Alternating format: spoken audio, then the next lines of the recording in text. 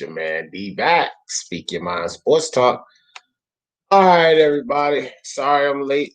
Yeah, a little bit late on this one. I didn't even know that I had it set for 2:15 to tell you the truth. I thought I actually set it for quarter till 3, but I set it for quarter after 2. But either way, we in the building right now. And let me see, MMA champ, what's up? Big Dan said there's no excuses for these two not to fight if they both beat their upcoming opponents. IBFP mandatory is out of the way, and there's not been a WBO mandatory stated unless I'm aware. No, it can't be because he just fought Egidius Kalvilaskis, Big Dan. So, yep, nothing there. That's correct, Big Dan. That is correct. You will know Crawford beats him. Stop. Oh man, I don't know about who wins who, but this is all about if the fight happens. Ralph on real, Big Dan. I don't see that happening next. Yeah, be hard to see that, Big Ralph. I'm kind of with you there. It's one of those see it to believe it type things, right? Walt Speed, he said, the IBFP is scrupulous and they don't play. If anything, will force these two to cross the street. Yeah, kind of, but IBF can't really play a part in Crawford.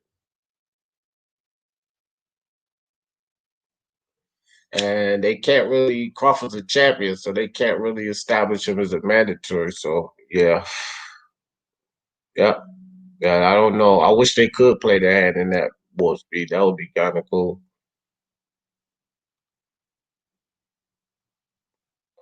Right, yeah, that's what he said. If they beat their upcoming opponents, they got to beat them first to get to the next step. If Spence, the IBF belt holder, doesn't make a deal, the IBF will have to strip him. Pretty sure. No. If you don't have a mandatory warp speed, you can select an opponent. Doesn't have to fight with Crawford. The other sanctioning body don't care about the other sanctioning body. They just want their fees. So they do want him to fight, but it doesn't have to be Crawford. They can't really get in between that, to tell you the truth. Intangible, what's up with you, brother? Hey, with eyes, let's go. What's up, fam? Warp Speed said, let the show begin. Yeah. Yeah, I'm finally around. Good day to you, sir. Good day. Chopstick in the building. What's up, Chopstick? All right, let me drop this link in the chat. Anybody that want to come on, get this link out real quick.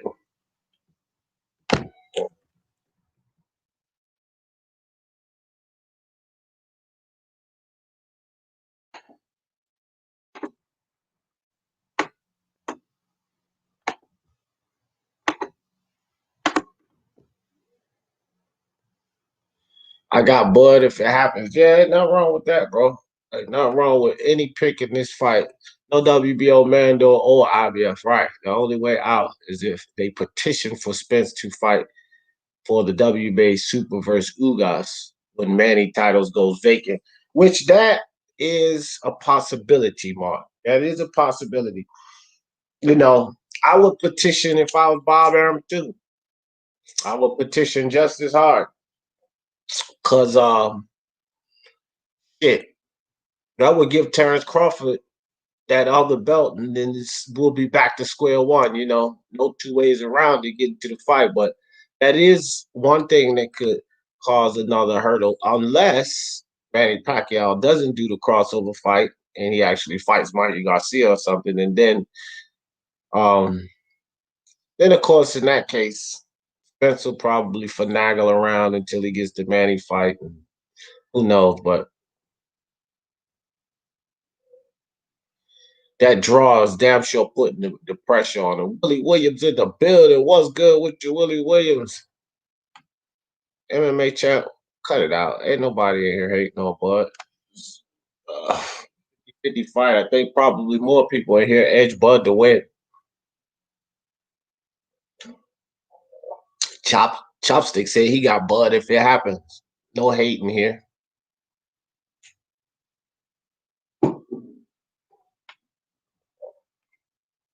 Yeah, but I think I gotta reserve my judgment on this fight anyway for how Errol Spence looks in this Danny Garcia fight if he wins it. Because then we could see Errol Spence lose in this fight versus Danny Garcia, and then there is no Errol Spence in Bud Crawford. It would be seeing if Danny Garcia is going to step up to the plate. And I can tell you guys right now, if Danny Garcia was to pull out a win versus Errol Spence, that dude would duck Crawford to high heaven. He wouldn't fight Crawford. No way. No way do I believe Garcia would get in there with Crawford. He said, I've just compiled 31 fighters from all weight classes and their achievements, starting to do my pound for pound list. Manny is looking like he'll be number one from my criteria. That's pretty good. That's pretty good. With Manny Pacquiao, depending on the criteria, he could suit number one in multiple different criterias. So yeah, I can see that. Anybody that puts Manny Pacquiao at number one, pound for pound, I have nothing to say about it. Over Canelo, over Noy, doesn't matter. Over Crawford, if you put Manny Pacquiao up there, there's certain criteria that could definitely justify having Manny up there. Yeah, I did the pound for pound list. We have a top 30. Wow. Yeah, well, I only play part in the top 15. I ain't going no deeper than that. Too much thought to it. I want Crawford to fight you guys for the WBA Super Pack. Yeah, that's what I just said. MMA chat. I agree with that because then it would put two belts in Crawford's hands, two belts in Spence's hand, and then you'll have a situation like Jose Ramirez and Josh Taylor. So I wouldn't mind that either. But I can guarantee you the PBC is going to find a way to finagle their ass into that fight. It's going to probably be a race to that man, though. Or hell, just let Spence and Crawford fight it out. That would be the optimum. Well, no, because then they will bypass you guys. Which fucked you guys. They could do that. They could bypass you guys and put Spence and Crawford in there for that belt. Boom. And if either one of them was to turn down that fight, then that tells you right there. Crawford too. If Crawford talking about some, nah, I ain't taking no pay cut. Well, if you have to take a pay cut to get that fight and you don't take it, Crawford, you duck that smoke. And all Crawford fans can eat that. But that would be the optimal situation. Put Crawford and Spence in there to fight for that vacant title against each other. That way it'll be all the marbles on the table right then and there. Perfect. Because that's wishful thinking. There's probably some fucking rules and sanctioning bodies that don't allow them to do something like that. What's up, Mark? Yeah, so man, I compiled that entire list. I got everybody's top 15, and by the end of it, with all of the names and points, we have a top 30 plus some honorable mentions. So Fuck. many different names we got, bro. That's crazy. That's crazy. But what do you think about that? Now, I know that there's some ruling between one of these sanctioning bodies that would stop that. But wouldn't it be cool? Okay, they strip Manny Pacquiao, and then the WBA or the Crawford versus Spence for the title. Boom, perfect. Solves everything. I actually think that'd be the best case scenario. It That would be solves every problem except for one, what? the marination problem that they want to do. Yeah, well, fuck them, because either one of those guys that fucking turn that down, fuck them. Whether it be Yeah, Crawford or Spence, you know what I mean? Fuck them. I'd never support either guy ever No, again. no, and I'm a Spence fan, and if for some reason he let Al convince him into taking the fight Crawford versus Spence for that WBA Super, fuck him. I would be no more Spence. I wouldn't want to hear nothing else about Spence. I'm a fan of That's both. a perfect scenario. Yeah, I like Crawford, but I'm a fan of Spence. I don't dislike Crawford. I actually like him. I think he's an excellent fighter, but I'm a Spence fan. You know what I mean?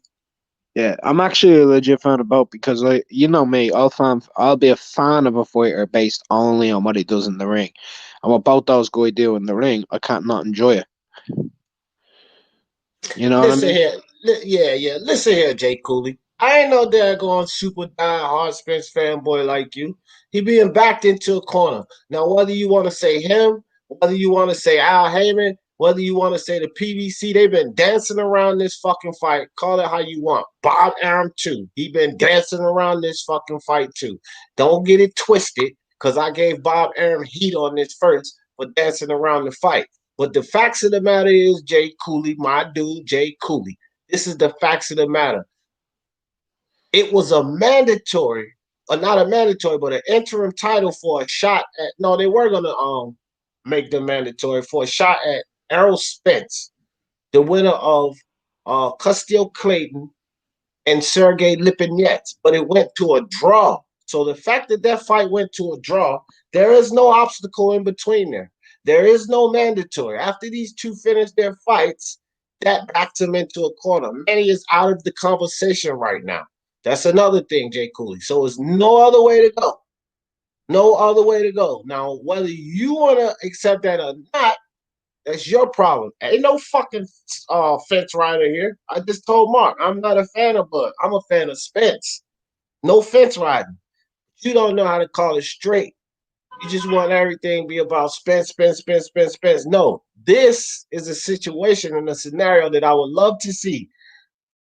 Manny stripped of the belt.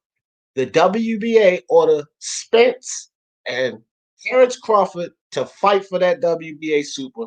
Perfect for the scenario. Neither one of them could back out. Forget about what you saying, Jay Cooley. Back into a corner. What's up, John? What's good? John Vallejo, your mic on mute if you try to talk, fam. Yo, D, I was just gonna say I'm gonna drop off and get working on this video because it's gonna take me a couple of days, man. Oh, yeah, for I sure, was for just dropping sure. by to say what's up, Pop. Yeah, well, everybody hit the like. Take care, man. Appreciate you, dog. All right, John. I got you, fam. I got you. Take your time. So, yeah. So cut it out, Jay Cooley. Cut it out. Cut it out. The link is in the chat, Jay Cooley. The link is in the chat. Jay Cooley, my God. All right. Good evening, Jerome Benjamin. Good evening to you too, brother. True Sons in the building. What's good, True Sons? Mala. What's up, Mala? 2243 says the marination has gone on for long enough. Crawford was 33 in September. They need to get this fight made immediately. I am with you, Mala. Immediately. This takes a lot of things out of the way. Oh, that's what he's working on now in that video. I want to see it too, because I had a little input on that. I sent my top 15 and he compiled a list from quite a few people said the top 15. And so basically that's how the list was compiled. What's up, John?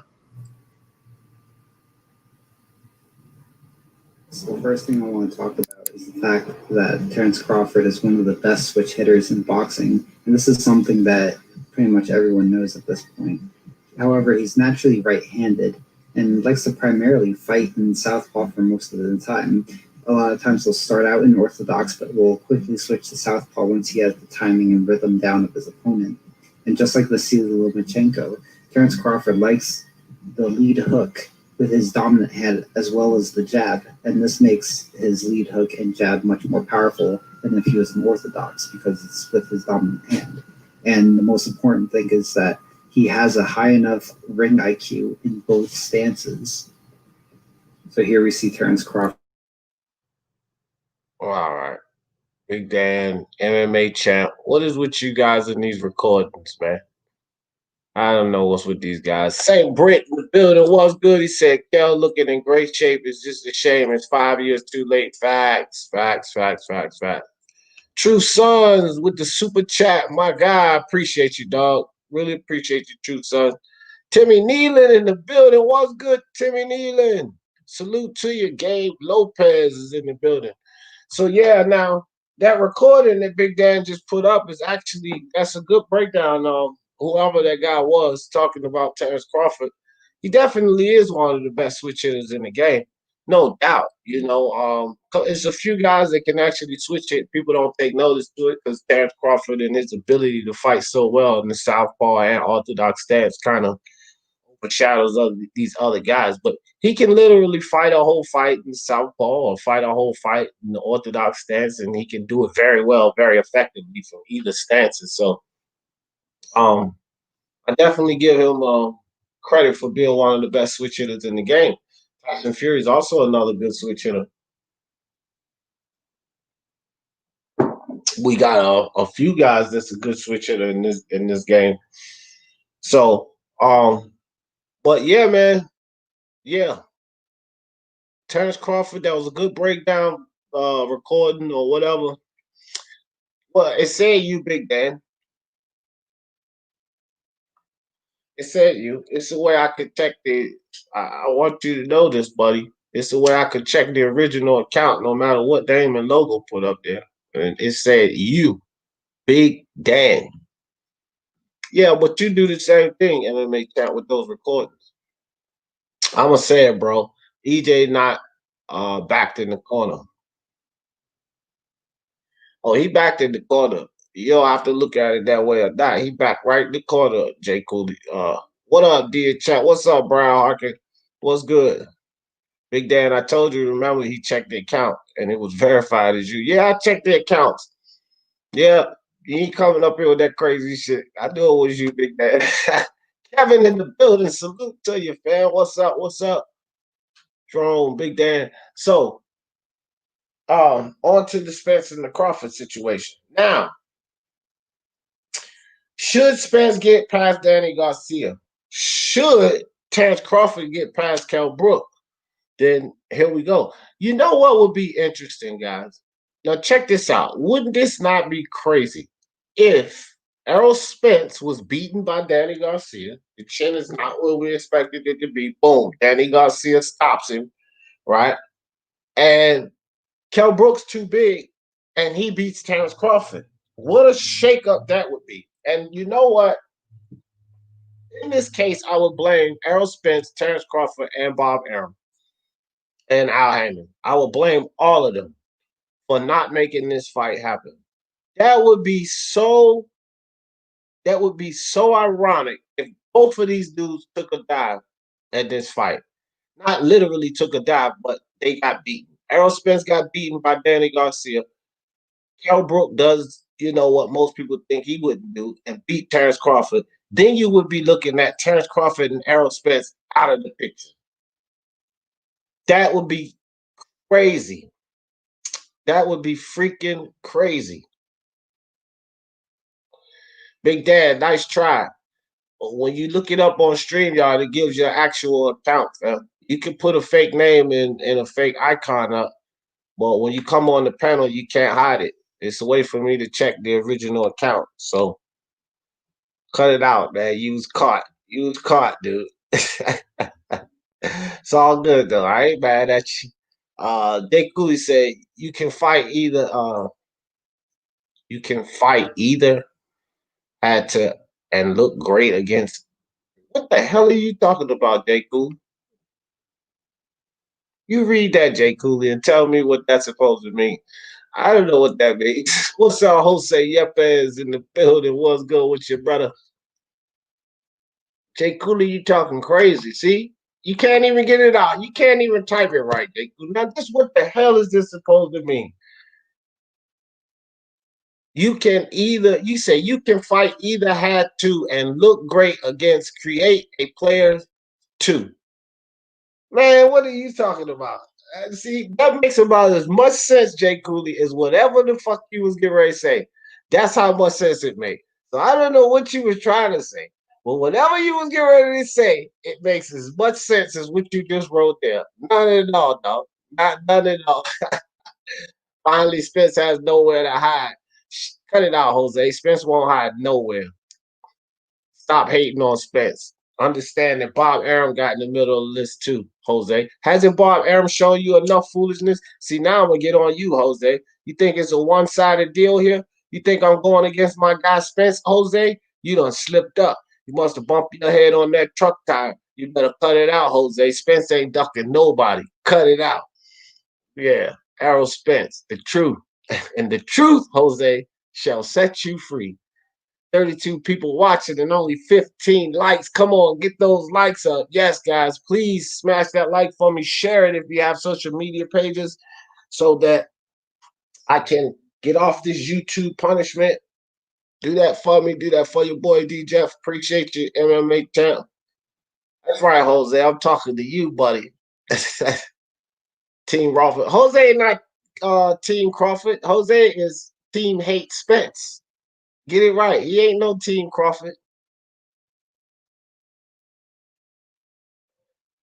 Nah, Jay Cooley don't even get it. He don't know what he wrote. He don't know what the hell he wrote. Me, yeah, I'm Team Crawford all the way. No, you're not, Jose. No, you're not. You Team Hate Spence all the way. I've been around you too long. It ain't about no Terence Crawford. It's about Errol Spence, man. Stop hating on Spence, Jose. I know you, Jose. I know you. Crawford is number one and number two pound for pound. No, he ain't. No, he not, Jose. And you go watch Mark's video soon here. That's a pound for pound list that was created by a lot of channels and analysts, Jose. And I guarantee you, Crawford ain't gonna be. Well, I ain't gonna guarantee it, but I doubt Crawford be number two. He can't be number two, Jose. He got to start doing something. How long he been at welterweight division? It's got to drop eventually. You got guys out there accomplishing, guys out there going four belt unified, like Teofimo Lopez, Josh Taylor, and Ramirez get ready to go. Four belt undisputed. Crawford can't live off that undisputed at 140 forever, Jose. He got to come down off that high horse. Jeff Horn is all he done in the past 3 years. Can't stay at the top pound for pound beating Jeff Horn, Jose. What you talking? Yeah, I know you a Crawford fan. Jose, what you call a bandwagon rider. Spence fight the Ferrari, rather fight the Ferrari than Crawford. See, MMA champ. It's all about Spence with him. He don't really like your boy. It's like those new Teofimo fans and those brand new Tyson Fury fans that came out the woodwork. You know, from the first Wilder fight to draw, it wasn't all these Tyson Fury fans on the bandwagon. But when he knocked Wilder, when he stopped Wilder, Tyson Fury fans came out the yin yang. Where was all of them Tyson Fury fans after the draw fight? You know, Jose ain't no damn Crawford fan. Jose a Spence hater. Let me see this pound for pound list. Let me see. Canelo, Crawford, Loma. Loma still number 3, huh? Anui, Usyk, Taylor, Joshua, Pacquiao, Teofimo, Jermel, Better Beef. I don't understand how Loma could be number 3 while Teo is at number 9 and he just beat Loma. Loma just coming off a loss. He lost all his belts, but you still have him at number 3 and Teo at number 9. I mean, without any particular order, the only guy that I disagree with being in that list is Better BF. I think there's a lot of guys that deserve to be up there over Better BF. Outside of Better BF, that's actually a pretty valid list. No particular order. It's your order I don't like. How Loma is still the top 3, but look at the top 2. They all have multiple titles. Look at the guy that's number 4 and 5. You know what I mean? Josh Taylor titles, Joshua titles, Pacquiao title, Teofimo 4 titles, Jamel Charlo 3 titles, even Better BF titles. Lomachenko no title. I don't know, man. Lomachenko. Initially, I said he should stay where he is, but as I thought about it and went through the list, he needs to be dropped down because he just lost. But it is what it is. MMA, that's a solid list. Yeah, it's a solid list. I don't know about Better BF though. That's the thing. I don't know about Better BF. Yeah, except Loma and Better BF. But that's his list. That's his list. Good list, MMA chat. What's up, Troy? Brother, how you doing? How you be? I'm I good. saw the I saw the title of your show. I thought I'd jump in and assist you with some of my wonderful facts and knowledge. Well, drop it. Spence backed into a corner. What you think? They want fighter D, and I'll tell you where they end up on the list. I think when Crawford. it comes, huh? Crawford. No, I was Okay, talking to Mark Crawford. Terence okay, Crawford. yeah, okay. When you're talking about Spence, you're talking about him wanting to go fight Canelo. Is that what you're speaking of? Hello. You say what now? When you're talking about Spence, so you're talking about him wanting to leapfrog and go fight Canelo. Yeah. Well, that's a Because it's narrative. That's a okay, narrative. But okay, yeah. okay, okay. Because here's my breakdown on that. At this point in time, there's no value in that fight. He's coming off a car accident. Now he could add value to that fight by doing these three things. He could beat Danny. He could beat Danny and look good doing it. He could unify with Crawford and beat him, in fine fit. He has to look real good beating Crawford. Then he could sell Manny Pacquiao, the legend, the dream of retiring undisputed, something that Mayweather never did and a lot of older cats never did. And then he beats him. Now all of a sudden he's beat a legend, he's beaten an undefeated hot guy, and he's beaten Danny. That that would make the fight valuable then because there's no one to look back on in his division because he's beaten everybody. Thurman is a foregone conclusion. I'm not even worried about him, right? And then Oscar, and Canelo might give him a look, but as it stands right now, there's no reason for him to look at Spence because if if if he fights, Spence right now, everything is a lose lose situation because if he fight it, if he beats Spence, they'll say, okay, well, he's a smaller guy. If he loses to Spence, they'll say, well, he was a hype job all along. Yeah. Well, I don't know, man. I think Hmm. I think with Spence and Crawford, the fact that Crawford's a boxer, I think he just has to beat Crawford. I No, you know he has to look good doing it. I don't think so. Because here's the thing. If he looks good beating Crawford, that to me still doesn't justify jumping 2 weight classes to Canelo. No, no, it makes the fight more okay. I don't know if you heard everything I said. If he No, beats I heard all what you two, said. It make the fight look okay. good, but it don't to me. It just make the fight. The fight is senseless to me either way. Without Spence acclimating at either 154 or 160, without him acclimating to that, it doesn't. I don't care how well he beats Danny and Crawford. I really don't. If he stops both of them, I still don't give a shit. It don't. Okay. That don't make Okay. that fight appealing to me. Okay, well let me ask you something. Does the fight have any value now? We're talking about Spence and Let me tell you Canelo. Does something, that does man. it That fight hmm has a lot of value. To Not boxing, right now it doesn't. no, no. Listen, Troy. Listen. Boxing heads like us, no. To the casual fans, there's great value in that fight. That's just the reality of it. It's more At this casual fans, bro. That's just simple. Like as boxing heads, we get up here and talk about things from our perspective. Bro, if they can fucking sell a goddamn Logan Paul and all of this bullshit, trust and believe. Errol Spence has a name for himself right now. The biggest thing with selling fights, just like they get ready to sell this fucking Tank Davis, is putting two guys with names in the ring. These are two big names in the ring.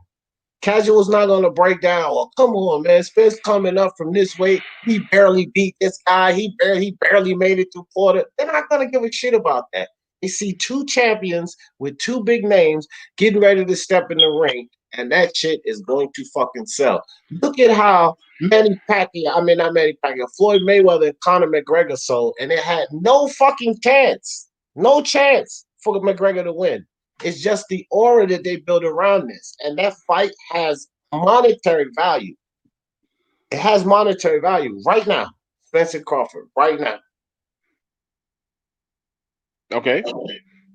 Well, because I was gonna tell you that I I agree with you somewhat when it comes to casuals, but everybody knows he was in a car accident and he's not at full he's not what he we don't know if he's what he used to be or we don't know what he is right now, and that's for everybody, whether people who view boxing like us or for people who just want to watch big names. They know this You get man is that coming off answer a from car Danny, accident. though. You get that I, answer from Danny, though. So the assumption is not him well, dismissing Danny and fighting Canelo. Is after the Danny fight. So he beats but Danny. it's You get that question. He's back.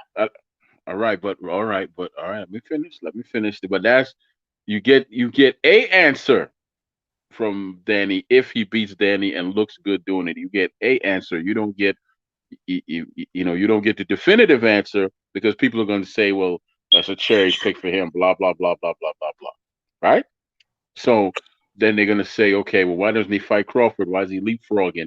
You don't want to leave any questions behind, and that's for everybody, whether they hardcore like us or casuals who just paid. Nobody wants a fighter to have any questions left behind because that actually takes away from them. It takes away from whatever the fight may be, To some people. right? To Because at the some same people. time, I don't think Alvarez could make 160 anymore. So how is he gonna fight? Why would he come down and wait to fight Spence? Spence is nobody to him. So why would he come down, kill himself to fight Spence when Spence is nobody and brings nothing? Uh, I think Canelo could make 160 just fine. No, I don't Especially, think so. I do, especially the fact that he's coming down from 170 the right way, from 170 to 168, and then back down to 160. Canelo won't struggle in to make 160. He packed on to make 175. Over a period of time, he can lose all of that, Mm-mm. and get back down to the weight where he needs to be. He wasn't scrambling to make 160. No, no, you know he walks around in 190, right? Again, Troy, that's Yeah. because he packed on muscle for the 175. What I'm saying is we never got reports of anything of him scrambling to make 160. Never. Never had We a never problem got doing that. reports that he. We never got reports that he didn't either. So you Okay, can't. I mean, well, yeah. Troy, you usually get reports and you can usually visually see some signs, and we never had issues with Canelo making 160. I don't know where all I'm of just. these issues about Canelo making a weight he's never shown visibly or had problems on the scale making. I don't know where that comes from. I don't know. Maybe it's me, but I just don't see the fight being of any value at the moment. I mean, why would anybody want to see that right now when the man coming off a car accident? I mean, everybody's gonna say, It's, okay, well, it's he's just after get Danny, knocked bro. out. It's not right now. You keep saying right now That's like he's not still gonna fight Danny. Danny is viewed. I don't know why people view him as a cherry pick when he's not a damn cherry pick, but people view him like that. Most most people do. So Okay, well, that's we not talk gonna. about your views right now. You don't view him as a I'm cherry pick, right? no, You I do just said not. No, I do okay. not. So let's stick to this. Let's stick to Troy's views because it's only Troy's views that it has no value. So let's stick to Troy's views. If you view Danny Garcia as a hold on, we're gonna stick to Troy's views. You said it's on you don't view it as having no value. Okay. Between you and I, my view is it does have value. Your view is it doesn't have value. So if you're saying it doesn't have value, you don't think that Danny Garcia is a cherry pick. He's a legitimate test, and Spence passes that test. There is no more we need to see if Spence's chin. The chin question will be answered after your valid test. So validity should tell you there it is. No more question about the chin. That sounds great, but I could prove to you that it has no value at the moment. You want me to tell you? You want me to tell you how? Okay, well you could try, but go ahead.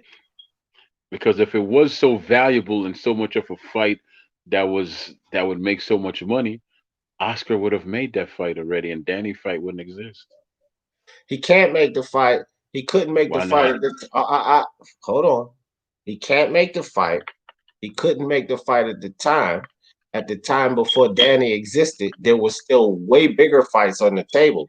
Fights that unify Canelo, fights that gives Canelo a belt at 168. Remember Caleb Plant, BJS, GGG, And I all of these guys were on the table then. So at that time, when this Danny fight, that it didn't make sense.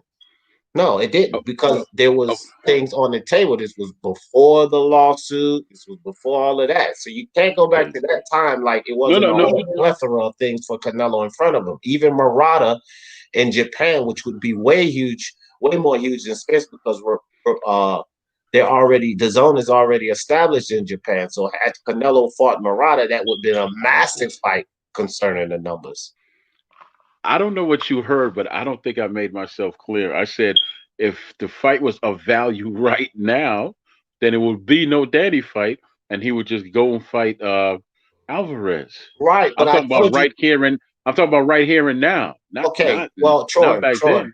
Troy, being realistically how boxing works, you would have to eliminate the Danny fight. So if you go back to when the Danny fight was talked about, and if you don't know, it was before Danny Garcia fought freaking Granados and before Errol Spence already fought Sean Porter. They had already agreed in principle to make this fight. I put a video up about that, how they both pretty much Hmm. buck Crawford. So if you have to Hmm. eliminate the Danny fight, then you would have to go back during that time. If you go back that far, it was a plethora of options for Canelo where it made no sense. You It can't goes just back. kick the Danny. Hold on, Troy.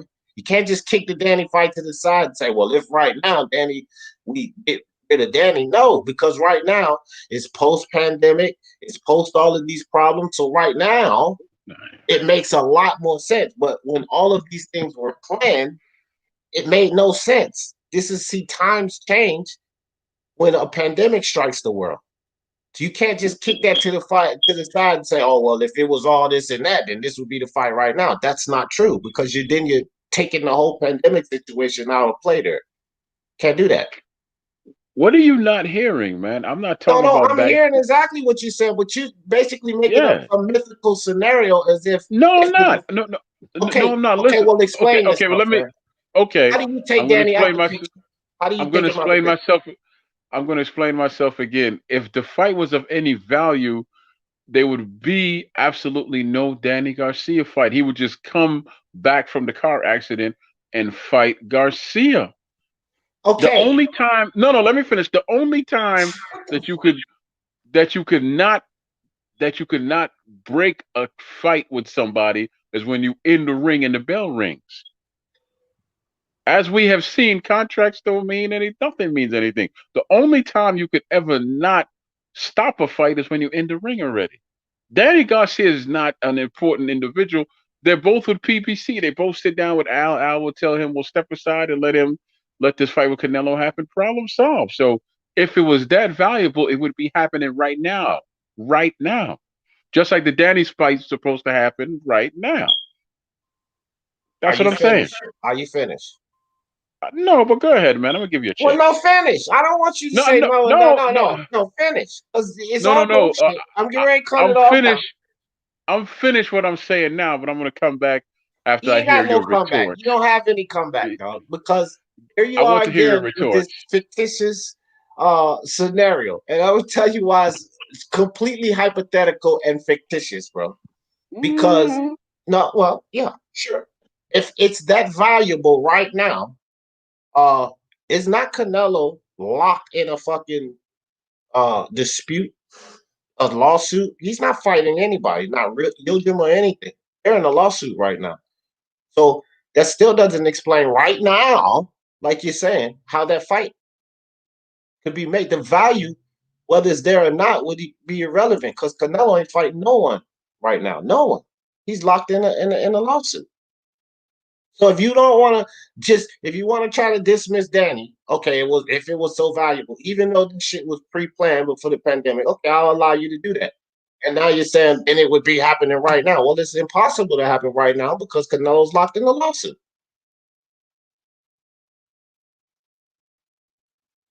and And your as we turn. know, yes, yes, and as we know, lawsuits or whatever don't matter when it comes down to numbers, dollars and cents. The fight happens. The lawsuit can still be in place, but if the fight was it was a mega big fight, guess what? That lawsuit will still be in place and the fight will still happen. When has a lawsuit ever stopped a really, really, really big fight? I can't think of one time in box history where they said, "Okay, well, we're not going to make this money because we're at this lawsuit." No, we'll take care of it afterwards. Okay, well, we didn't make this an Anthony Joshua Tyson Fury thing. I just said it's value in the fight, and you said there's no value in the fight. Now, At a the lawsuit, moment, at the moment. my turn, my turn. Now, a lawsuit will prevent a fight that just simply has value in it if it's big enough to overcome this lawsuit. Because remember, the lawsuit is that they want to pay him under 20 million, and he's not going for that when you guys guaranteed me 35 million a fight. Now, during the pandemic, as we are right now, as you said, fans are not allowed. So the money that it would cost to pay Canelo 35 million and pay Errol Spence a healthy amount without fans being here right now, Troy, the fight don't happen. Oh, and the lawsuit saying the fight don't happen. And Okay. and the fact is that if the fight was that valuable and that big, guess what? He would get the money he wants plus. So the fight would happen. Well, And the only reason, that's moving the goalposts because no one said that the fight was super big to cover all of the costs on that. I just said that there's value in the fight. You said there's no value in the value, fight. that's what value is, brother. It's Yeah, value no, in the value fight. is making money, Troy. Making money. It doesn't Yeah, have to yeah, be no. It don't have to be on the level of.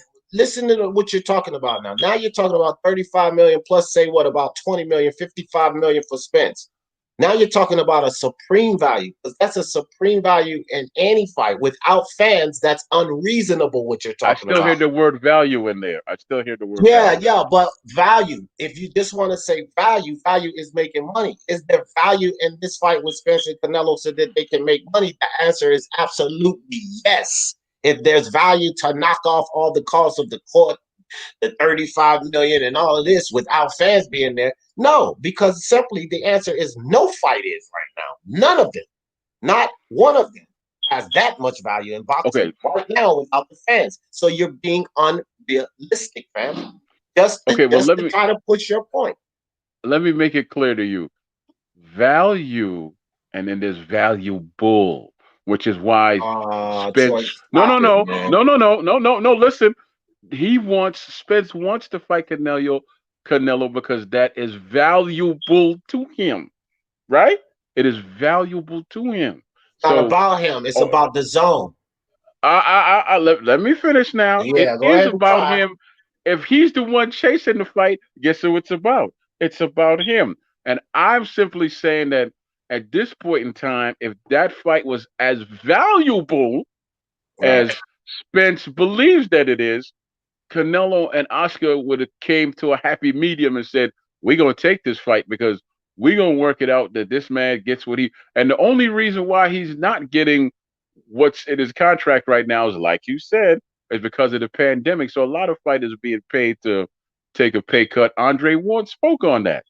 Andre Ward did a nice little thing on that a while back, but this fight is just not valuable enough to be made at the moment. That's why it's not being made at the moment. Okay, Troy, you do realize that you started this whole thing off saying there's no value in the fight. Now you're saying the fight is At not the value. moment, Hold on, at Troy. the moment. I let you talk. You got to hear this, fam. You got to hear this. Well, it's my turn.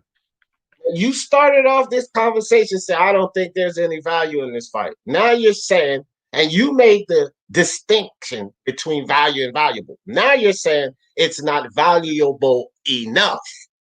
You just you just changed the goalpost there. You tried anyway. You can't get away with that with me. Dog, all I do is debate. You should know you're not going to get away with that bullshit. That's all I do is sit up here and debate. I know you're very good at at freaking seeing a lot of these chickens that come through, but I'm a fine fowl, baby. You ain't gonna freaking see me, You ain't baby. nothing but a rooster, nigga. You ain't nothing but a Nah, rooster. Don't even try. you ain't you ain't gonna be freaking seeing me nowhere. So Rooster. I didn't change. Rooster. I didn't change the daggone thing. What I'm simply saying, value, value, and valuable. If it was that valuable, it wouldn't be no hearsay right now. It would You be never okay. argue about it being that valuable. I just said there's value to the fight. Now you're saying if it's that valuable, that's a whole that's There's moving the no goalpost. value to That's a whole there's different discussion. there's That's a no whole value to different discussion, fam.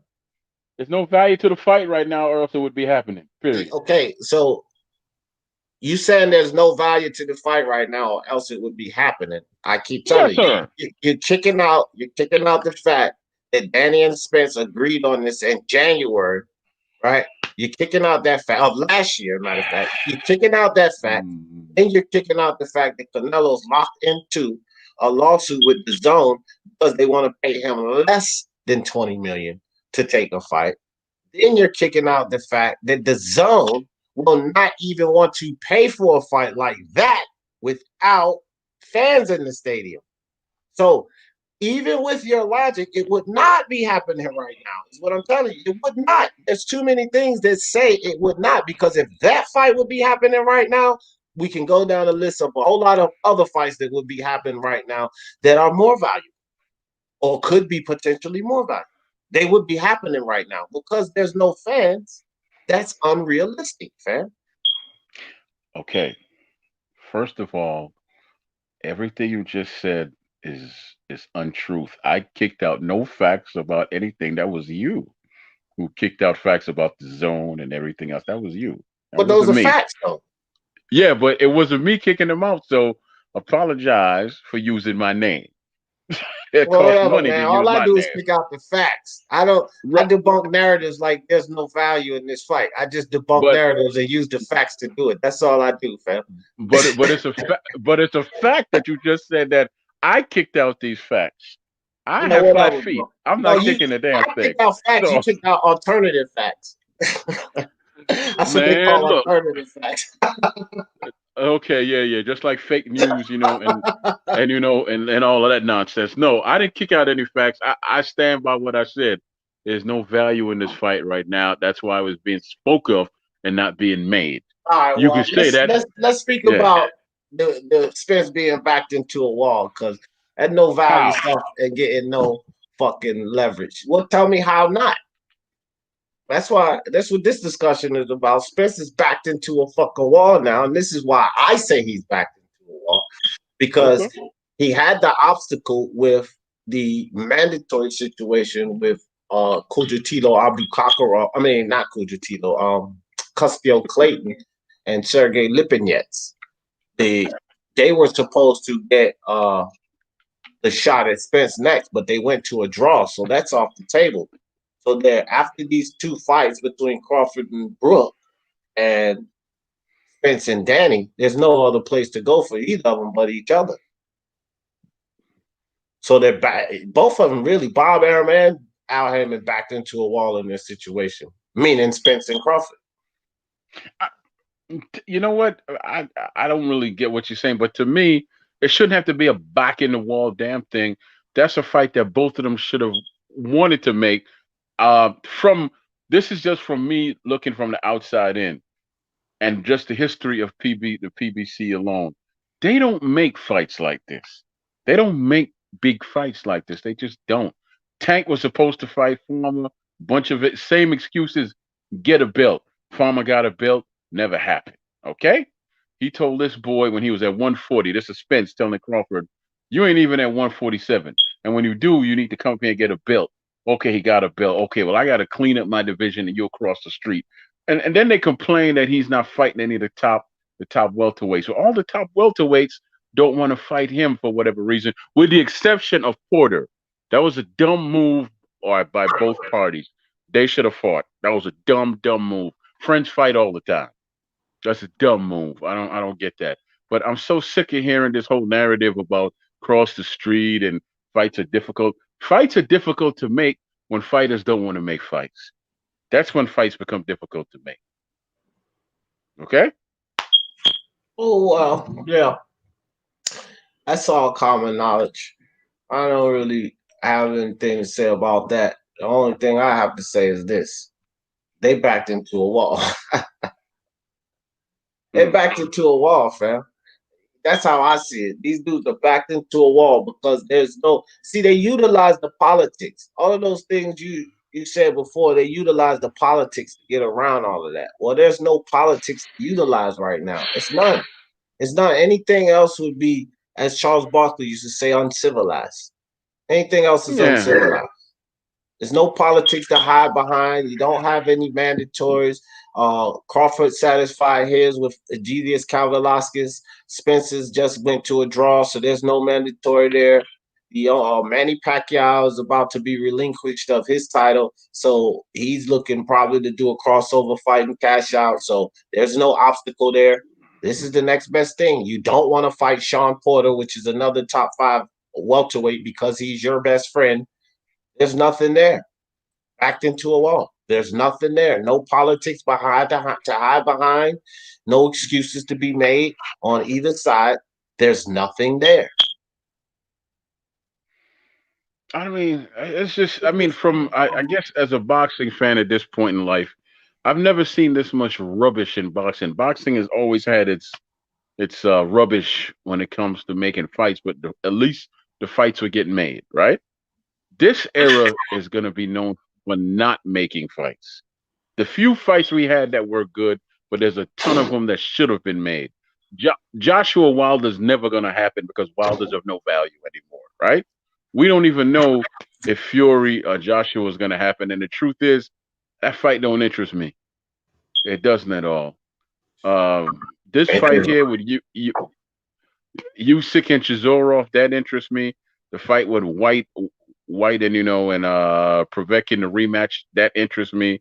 Teofimo, who he fights next, that interests me. But I'm not interested in anything having to do with the PBC fighters because really, I'm sick of the nonsense. Fight, and you can say I'm biased or whatever, but just fight. Why can't y'all fight? Y'all don't even fight each other. And Russell Santa Cruz proved that they don't even fight each other. I mean, come on, man. Well, Troy, how is it you have interest in all of those fights, but no interest in Joshua versus Fury? I don't care about those other fights. I want to explain to you how there's zero interest. I said Joshua versus Joshua versus Fury doesn't interest me because of the style. So right. I mean, I'm gonna watch it, but I'm not interested in it. It doesn't really pique my interest. I don't like Fury's style that much, Okay, well, Troy, outside of this style matchup, this is heavyweight division 4-belt undisputed. I think it's the most interesting fight in boxing right now. This is heavyweight division 4-belt undisputed. And even if you don't like the stylistic matchup, that's got to be the most interesting. No fucking fight on the table right now is more interesting than to see a 4-belt undisputed heavyweight champion. What are we talking about here? Fucking Derek Chisora and fucking Alexander Usyk is supposed to interest me more than seeing a 4-belt undisputed champion? Really? And here's another reason why it doesn't interest me. All with Wilder out the way and White out the way, why haven't we heard any talk about Joshua Fury getting made? See what I'm saying? They're not even talking about it getting made. Talk about that, dude. Where you been at? From who? From who? From both sides.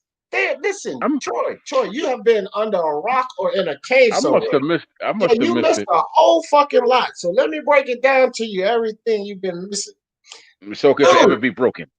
Yeah, well, I don't know. Some got to be broken down to you because they have already been locked in negotiations about a double fight with each other. Where you been at? Where you been at? I didn't hear any of that, man. I must have tuned out. Look, man, just get out and read some articles because it's everywhere.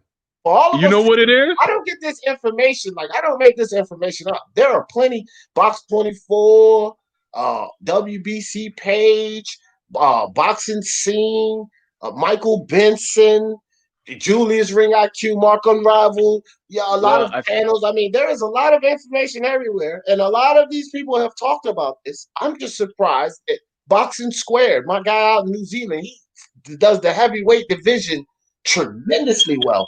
And everybody's talking about this. I'm surprised you haven't heard it, buddy. Well, I can tell you whose fault that is. Yours. No. Let me finish. It's yours. It's Myron's. It's Boone's. It's Two Hands. And it's Kirk's. Because those are pretty much the five. And Bruce. Because y'all six about what I listen to off and on. So I didn't hear y'all talking about it. So how would I know that? Go ahead now, and I'm going to say go ahead now and clarify yourself, brother. Clarify yourself. It's easy, and it don't take long. It's your fault because you must have missed the lives. Because I talked about it right here on Speak Your Mind Sports Talk, my friend. You ain't talked about it the last 3 weeks, you didn't? No. See. You said we didn't talk about it. So because you missed out, doesn't mean we didn't talk about it. Here's the reality. You're not on every single one of our lives. Sometimes we're on together at the same time, so you can't be on both of them. You missed it, motherfucker. You missed it. That's it. I got a job, man. I got a job. You missed it. I got a job too. Let my wife take care of me while I'm sitting and talking shit online at home. That's my job. You know what I'm saying? I didn't miss it. I'm a cook too, man. I get hired to cook for people too. So hell, y'all. Well, I wish you could cook as well on this panel as you cook in the kitchen. Because on this panel, all you do is get cooked. Now, bro, let me tell. Oh man, hey, we in the same state, so you need to watch your mouth. We in the same state, so yeah. Look, we in the same state, man. Salute you to Danny Garcia for taking real challenges at welterweight. I can't sleep on Danny. Yeah, I could sleep on him. A good night's sleep on him. He better hope something wrong with Spence's chin, or he getting that ass whippeth. But I do appreciate you. I'll say this Fuentes for the super chat, my man. Yeah, man. Yeah, Troy. Listen, man. I'm telling you, this is the thing, Troy. When you're going out to a party, right? And it's a high-end party, and you got all the people that's gonna notice you there. Here's the suggestion: you go to that party with your best shit on. So when you come to this Speak Your Mind Sports Talk party at this panel here, you better come to this party with your best shit on. Because if you slipping, if you wear some goddamn regular jeans or something, you fuck. Let me tell you what. With your best shit on, dude. I will come in here. My work clothes on, and you could be in your Sunday best, and I'll still put you down, baby. I'll put you down. You'll try like everybody else, man. Coco Tyler, what's good with you? MXBC in the building. El Jefe, old crazy ass in the building. Mando Solo, El Dog, King. Where's El Jefe at, man? Where's El Jefe? He's here? El Jefe's in the chat. Okay, well, tell him to jump on. What are you being afraid of? I'm getting ready to put the link in the chat now. Okay, yeah. Come on, El Jefe. El Jefe said he banned from the panel. Says who? You? No, that's what he said. I banned him from the panel, but I probably banned him from the panel because he was coming in on some fake names and over and over and over again. So I just banned that name from the panel, and it was him being on some fake shit. Kind of hard to avoid that voice, isn't it? Kind of hard to hide that voice. No. They come into the panel on the troll accounts. So he was on a troll account coming into the panel over and over. So I just banned the troll account, but the whole time it was him. So he got himself banned acting silly. That's all right. Well, hey, El Jefe, you better come on here, man, and clear your name up, man. Come on and clear your name up, brother. You got nothing to clear up. Come on here and conduct yourself. That's all you need to do. And speaking about clearing somebody's name up, that was a butt timeout. I had nothing to do with timing nobody out. I'm telling you, that my phone was in my pocket, and it must have did it on its own because I didn't close the phone, or I don't know how you put it, but I don't time people out, bro. I don't time anybody out. So that must have been when my phone was open and in my back pocket. That's probably all it was. I don't see El Jefe on no ban list. I don't see him on the. Hold on. I see him in here. I'm looking for him now. Let me see. I see Justin Marshall, H Money bum ass. L Dog is in here too, but L Dog not banned from the panel. He's here. I know. I must scare a lot of these people off, man. Oh. I must walk softly and carry a big stick. You're not banned, dog. You're not banned. Come on, El Dog and El Jefe. Hold on. I don't see El Jefe. You're not banned. Cut it out.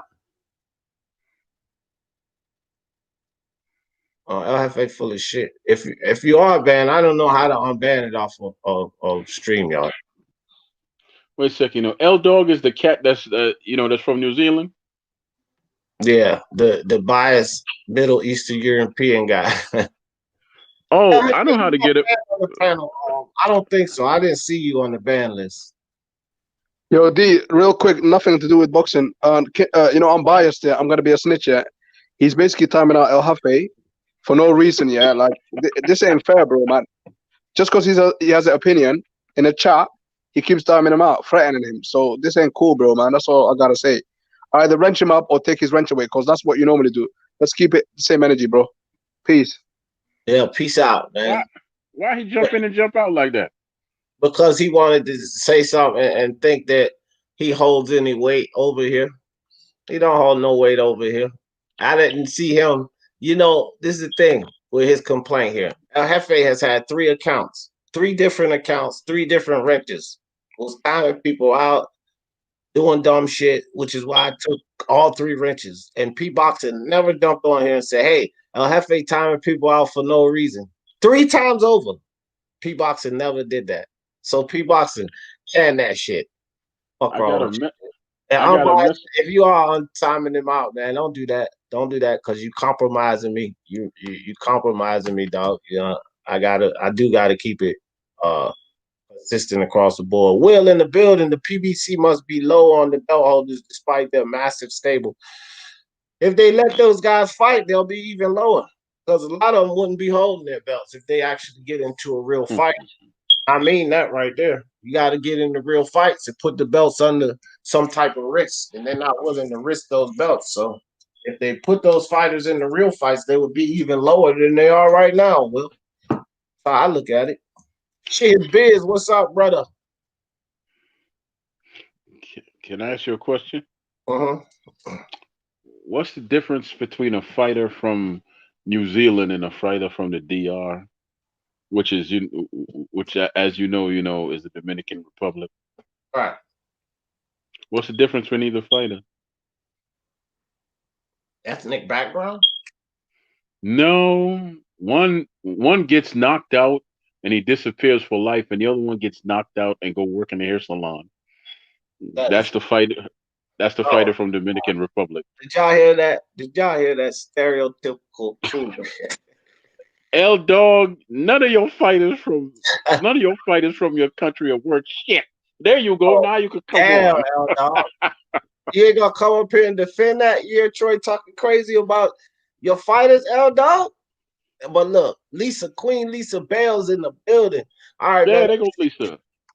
So look, let me ask y'all something in the chat. Troy said Troy Wi-Fi was down here. Look, I'm gonna ask y'all something in the chat. Who thinks that Spence is backed into a corner?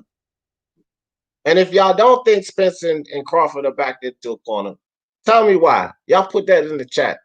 Because I just feel like these guys both. Bob Arum, let me start off by saying this. When I say Spence and Crawford, I really mean Bob Arum and Al Haymon. Because I don't think at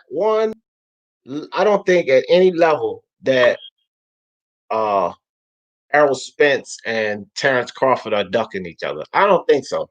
I think that it's these 2 organizations keeping this fight from happening. So I basically mean Bob Arum and Al Haymon being backed into a corner. They cannot hide behind politics to, El Jefe, go jump on one of your other accounts and come on the panel. Stop fucking around. I can't figure out. I just told your silly ass. I can't figure out how to unban you from this. I don't know how to unban you from StreamYard panel, but that's your dumbass fault for coming in on fake account. So go on one of your 20 other accounts and click the link that way. Do that. Here come the man right there. The man right there. Yeah, first of all, New Zealand fighters don't get knocked out. Look at our most recent best fighters, David Tua and Joseph Parker. Never been knocked out. Oh, threw salt. He threw salt at you, Troy. So I'm just saying, man. You know, David Tua, who's from my era, is one of your recent fighters, bro. I'm 50. So I'll see your recent fighter, man. Bro, come on, man. Boxing isn't popular in this country. But I'm also Croatian, and we got Filip Pergovic, and he's never been knocked out either. He's never been knocked out. Loma never been knocked out. Loma's not from New Zealand. Yeah, he's not from New Zealand. He also represents Eastern European fighters. That's facts. I represent Eastern European fighters. I don't care if they're the best or not. I'm gonna support them because pretty much no one else Okay. does. I'm kind of confused. If you represent, Eastern European fighters, why are you wearing a sombrero? Bruh, it's an Eastern European fighter. I'm messing with you, man. 'Cause I just wanted you to come on. But I Yeah. want to say this real quick. Go ahead, brother. Danny Go Garcia ahead. versus Spence. I'm interested in that fight, man. I really am. I think we all But are. I think yeah, everybody's interested in that fight. but I mean, I'm interested to the point where I will be paying pay-per-view to watch it. I'm sorry, but I'm paying for it too, Troy. I don't know why you're laughing so hard, because I'm actually supporting this fight. Yeah, I mean, I pay for pay-per-view events when it was some fighters like Errol Spence. Last time I watched that Spence Porter fight, that shit was a great fight, man. I really enjoyed that fight, and I'm sure this is going to be a great fight. Now, I actually think a lot of people are sleeping on Danny Garcia's chances right now, and it's not just because of the car accident. That's all he got. Stylistically, I think he will pose a couple problems for Spence, He does especially pose problems for Spence. I agree. especially if Spence wants to walk in there and try and break him down to the body. He's going to get caught with counter punches to the head. Yep, that's a fact. Listen, Danny Garcia does pose problems for Spence because Danny Garcia has not been an easy win for any of these champions at 147, although they beat him. So I agree he poses problems for Spence. See, this is the thing about fanboys. When somebody come out and say that a fighter poses problems for them, no, fuck that. Spence gonna do this. Spence gonna no. The fighter does pose problems for him, but Spence is still gonna win. Fighters pose problems for other fighters, but they still win. That's the heart. That's the sign of a champion. Although you face problems in the ring, you still win. Lomachenko posed problems for Teofimo. What happened? Teofimo won. So I do agree with you, Aldal. Danny Garcia does pose problems for Spence, but he's going to win. I'm not so sure. I haven't decided yet. But another interesting thing is a lot of people are saying Spencer's going to box him off the back foot behind the jab. Do you think Spencer's footwork is good enough for him 12 rounds to box Danny off the jab? Me personally, Errol is not really a guy who likes to box on the outside. He's more, he's a come forward fighter and he's flat footed. I'm not saying flat footed in a bad way, but I'm just saying that's not his style. So when you try and do something outside of your style, there's usually going to be a few flaws in your game. So I think this is a very interesting fight. And in all honesty, if the odds get wide, I'm gonna put money on Danny. Okay. I'll tell you like this, Aldal. I've seen Spence box in multiple ways. And I think that Spence has more to bring to the table than Danny Garcia. Danny Garcia is going to box conventionally one way. All right. That's just how he's going to box. Spence has more than one way to fight. So I don't really know about anybody else's prediction if Spence is going to fight off the back foot or dance around him or do whatever. I just know that Spence has the ability to box in more different ways than Danny Garcia does. He's shown it in different fights. Now, you can say Lamont Peterson was this, that, and the third, and Mikey Garcia was too small, but he still showed a different style of boxing than what you just explained with both of those two guys. At points in the Lamont Peterson fight, he showed three different styles of boxing. Nobody paid attention to it because they said Errol Spence was going to be Lamont Peterson anyway. But that's what you guys do. When you say that it's a foregone conclusion that he was going to beat this guy, no matter what they show you in the ring, you don't pay attention to it. And then you turn around on another fight and say, they can't do this. They have not shown this. They haven't, but they have shown it. It's the same dumb shit y'all did with Teofimo Lopez. Y'all look at a couple of clips on one fight and show what he can't do well and base his whole regiment on that. Well, that's your problem. Spence can box Danny Garcia in four different ways, but Danny Garcia can only come in there and box Spence one way. Because if we're going to break somebody down and how they box, it is Danny Garcia, who's basically just boxed one way.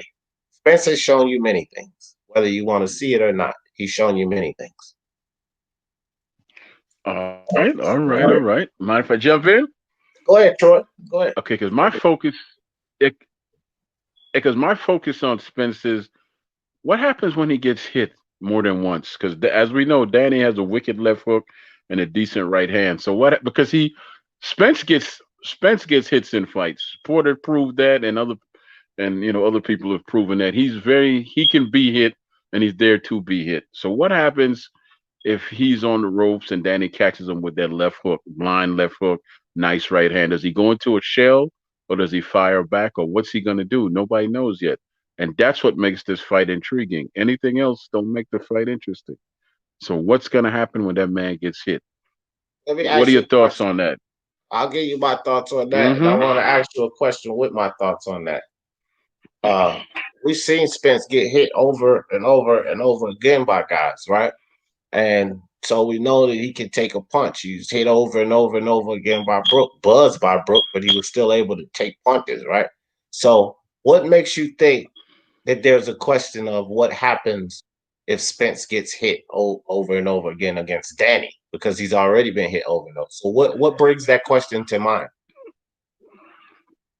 Because you're leaving out one fact. No, I'm asking. When he got hit, that was before the car accident.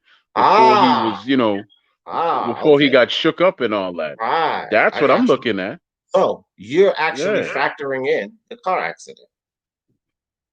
Well, you have to, because those things, you might heal from that physically, but then there's the mental side of it, and of course, there's the emotional side of it. I was in a car accident back in '98. My truck flipped 4 times. It was 2 a.m. I was coming from and I flipped 4 times.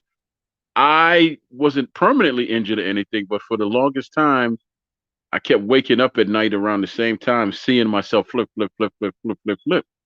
I just couldn't get over it for a while. So I don't know if he's experiencing the same thing, but it is there. It is there. So what happens when he gets hit and he was like, oh, and maybe he flashes back to when he gets thrown out the car if he's really hurt. Then what happens? That's it. That's the intrigue right there. Right. So I was just making it clear because I don't want you backtracking later, but I'm on the same plane as you, actually, 100%. Because my thing is, the only question is the car accident. That's the only question I have. I have no questions about Spence beating Danny Garcia. The only thing that made this a question, that made this fight more, I would be 90% comfortable in Spence winning that fight had it not been for the car accident. The only question in my mind is the car accident. So we agree 100%. What happens when he gets hit over and over with Danny Garcia's counter hooks after the car accident? The only question is the car accident, because had he not had the car accident, people would mostly be saying this. Yeah, we know Danny got power, but this is Spence. That dude's chin is massive. So Danny might be able to hit him, but Spence gonna keep coming. And he ain't worried about 1 or 2 hooks. That would be the consensus of this fight. But now after the car accident, we got a question about that chin. I have a question about that chin. I'm not gonna be like my man Punch Drunk and say, no, can't use the chin as an excuse. Well, if you can't use the chin as an excuse, then you can't use the chin as an assessment on this fight. Right? It's either the chin is out or the chin is in. Now, with you and I, Troy, we see eye to eye on this. The chin is in. The chin is a factor. I agree. That's the first. That's the first, considering we the Hatfields and the McCoys and all that. But that's all right. That's the first. That's good. But huh? No, I said right. And also, Spence is a southpaw, isn't he? Mm-hmm. And what's Danny's favorite punch? I just mentioned it. Is one. Right hook. Left hook, right? Left hook. Huh? No. Well, yeah, it is a left hook. Yeah, it is a left hook. And what's the blind side punch that most southpaws can't see? Right. That the southpaw killer is the straight right down the pipe. That's for sure. Yeah, right. But if you just keep tapping him with that right and get his attention, then the left hook becomes that blindside punch he doesn't pay attention to, right? Well, no, Yeah, no, because that's yeah. not how. No, okay, Troy, my turn. You can't. I'm saying no, and I'm getting ready to explain why no. You gotta hear it.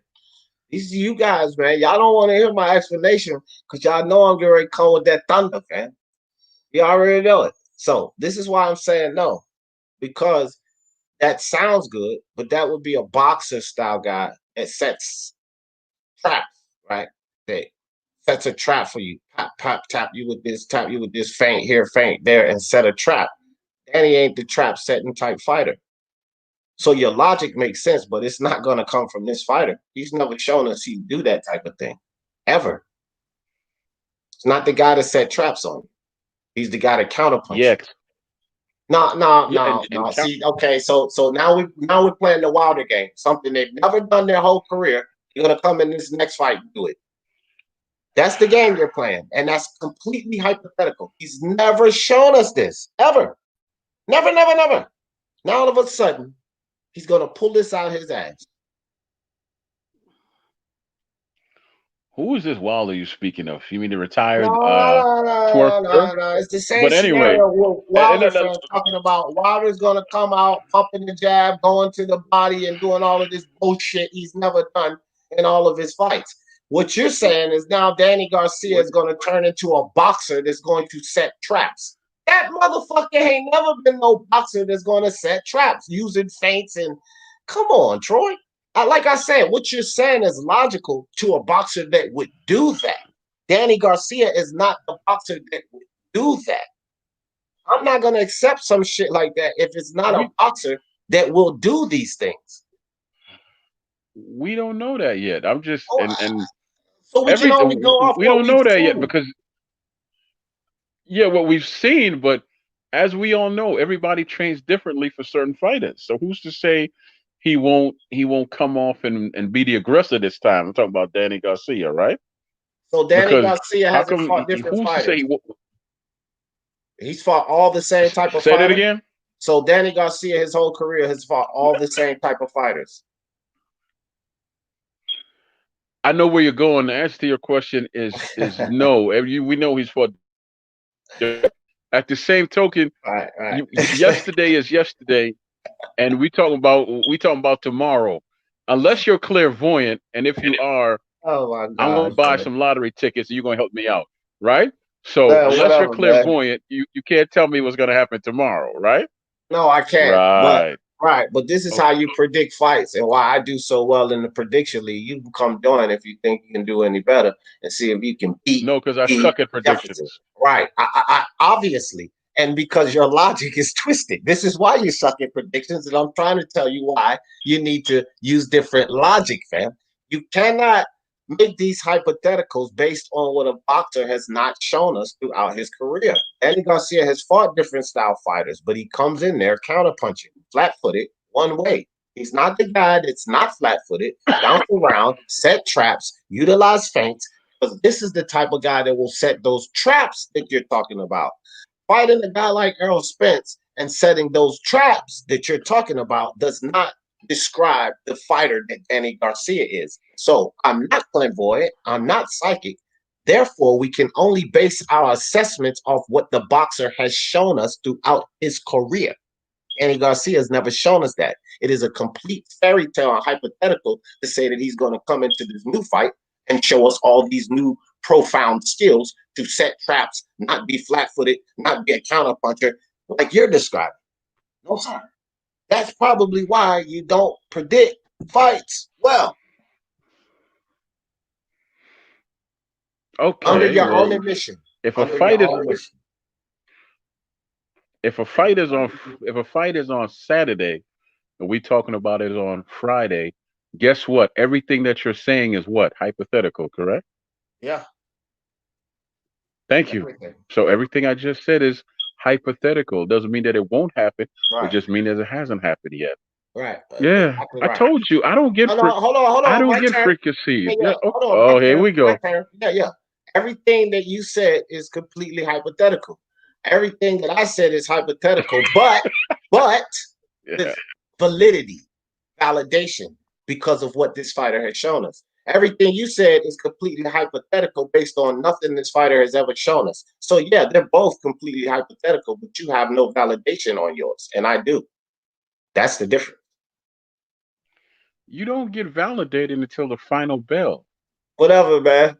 I predict more fights correct than you, and it's a reason for that because I use these techniques that you refuse to acknowledge.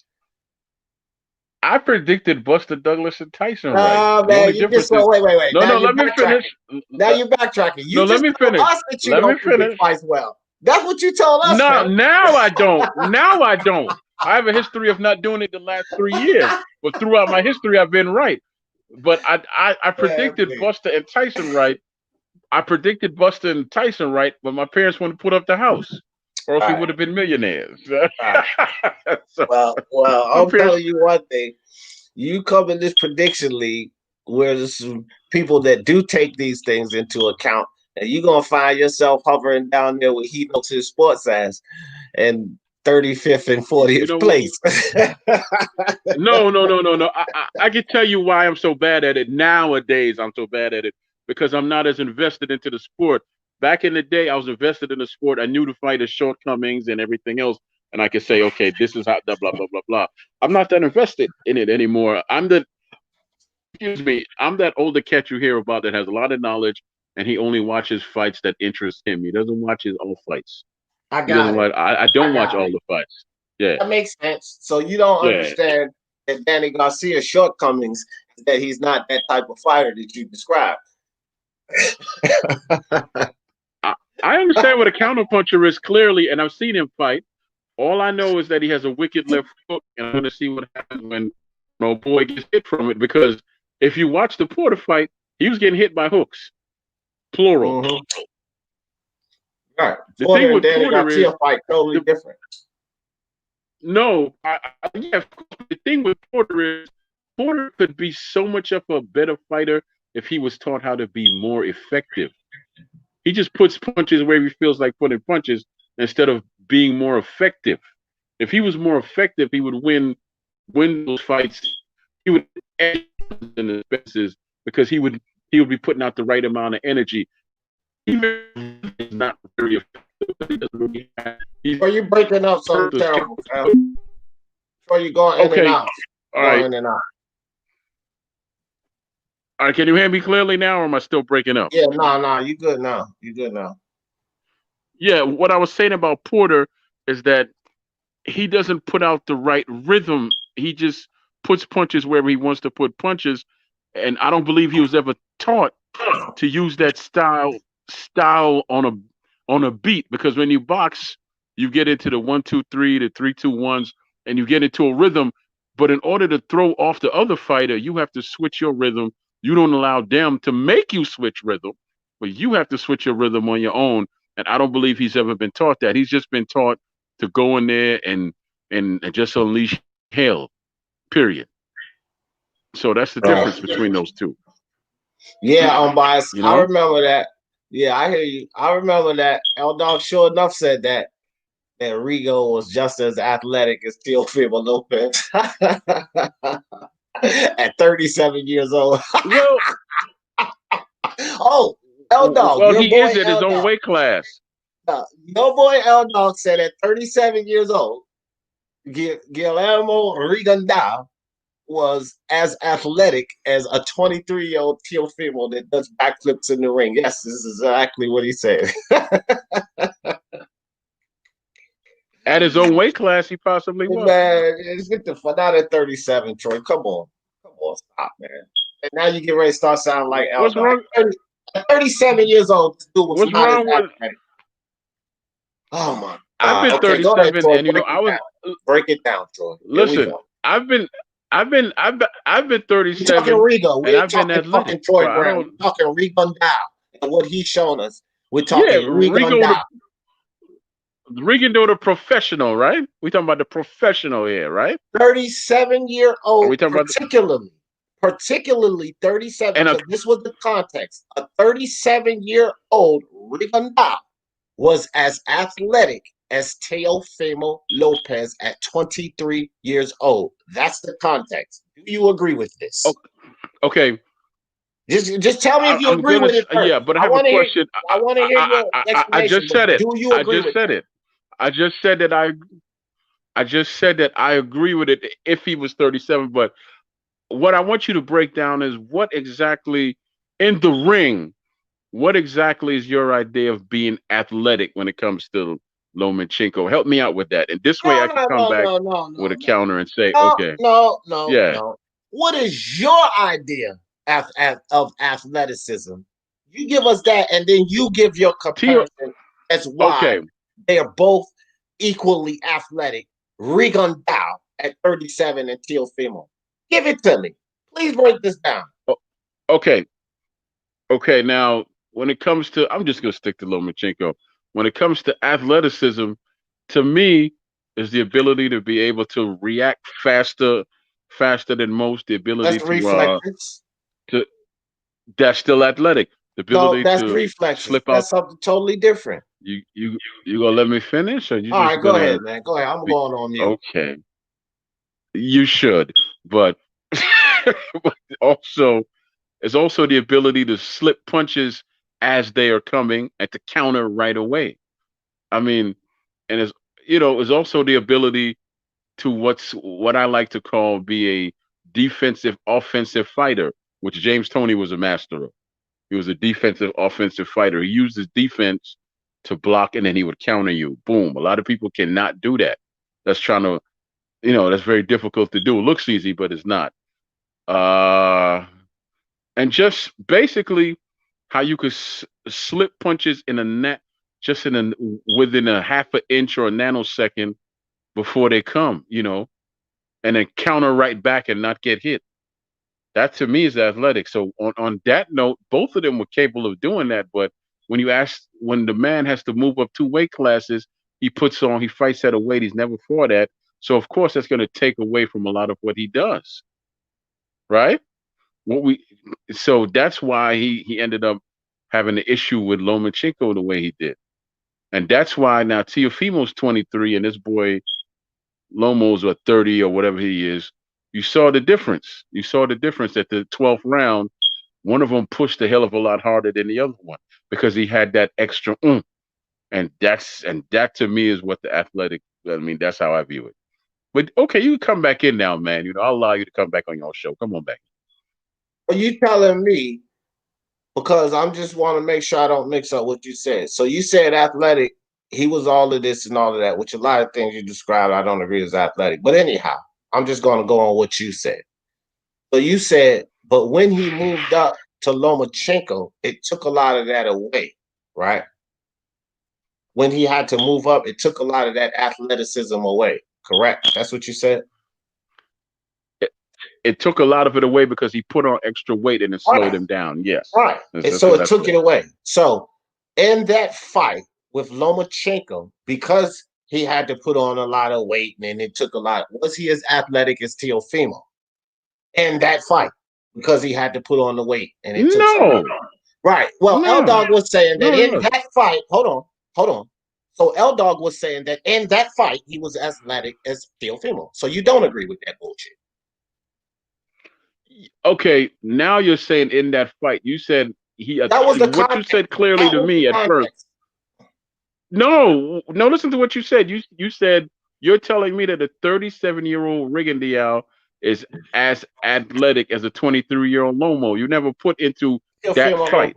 You just said right. I yeah, just put it in that context because this is what Elders was saying. So I just put it in that context. That's the context of the argument. In that fight, he was as athletic as Teofimo. Do you agree with that? No. Thank you. I mean, no. Thank There's you. no way I can agree with that. Enough said. That's what L-Dog was talking about. That's what L-Dog was talking about. Well, oh yeah, foolishness. L-Dog is from New Zealand, man. They don't know. They don't know about boxing.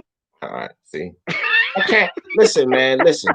Only thing I will always get you to do, fam, is agree with me for breaking down foolishness, because that's what L-Dog was talking that night. Complete foolery. And even with your breakdown, you agree that it's complete foolery. All right. Real deal OG El Jefe. There you go, OG El Jefe. Come in here now. I'm not Glenn, bruh. Where is he? I don't know. This is another account, one of his many accounts he had. Oh man, you know, El Jefe's all right because there was one point that El Jefe said he went up to the mountains and he was meditating and he got one with his totem spirit Man, and that all that. He nigga was was in the chilling woods. and That nigga was in the woods behind his grandma's house for a couple of days. They were trying to tell him to come in and sleep downstairs or to pull out in the basement, but he was on his nature hike in the woods behind their house. you Right, trying to B. tell me that you trying to tell me that he was hiking in the barrio? Is that what he was trying to say? That's what you're trying to say? That man was building campfires in the woods. The goddamn police came and said, "Son, you can't be building these campfires out here in these woods around this residential neighborhood." Kicked them out of the woods. you, yeah, you know I can't leave my house now. I've just insulted everybody from the DR, to Mexicans, in New Zealand. I can't leave my house now, man. Everybody don't kill for me. Agreed, I tell you Ty. who I won't insult. I want to. You see this? You see Yeah. this? What Ty put up there, those are fundamentals. Yeah, I didn't want to argue Whatever. yeah, I didn't want to argue your point because L Dog was on complete foolery. No So I need to. just wanted to prove that. But a lot of that shit you said, which I said I'm not getting into, that's what it was. Reflexes, defensive ability, and fundamentals. It wasn't displaying athleticism. But that was your idea of athleticism. So I wasn't really trying to sit and argue that because I can't argue what your idea of athleticism is. So I just left it alone. But I agree with Ty. A lot of the things that you described were more fundamentals, reflexes, and defensive ability, not so much athleticism. But even still, you agree with me that L Dog was completely full of shit, saying that the 37-year-old Rigondeaux that fought Lomachenko was as athletic as Teofimo. That was really basically the whole thing. And L Dog was complete. Joshua fought I didn't. Yeah. Matt Skeleton in the 7 Pro fight. Who has Fury fought in the stage? Oh man, please. Fury didn't listen. Fury fought Klitschko. Joshua fought Klitschko. Fury fought Wilder. Your boy P. Joshua didn't fight your boy. So here's how it goes. P boxing. Joshua did not fight your boy Wilder that Fury already fought. Enough said, P. Can it?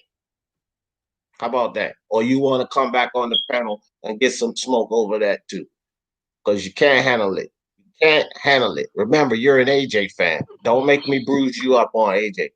Wisdom, I need them too. High, Primo, 10, and all that. Are you talking to Wisdom me? Why do I keep hearing about AJ won't fight Wilder now because he don't have a belt and he's afraid of Wilder's power. When has he ever been afraid of fighters with power? AJ has never been afraid of anybody in boxing.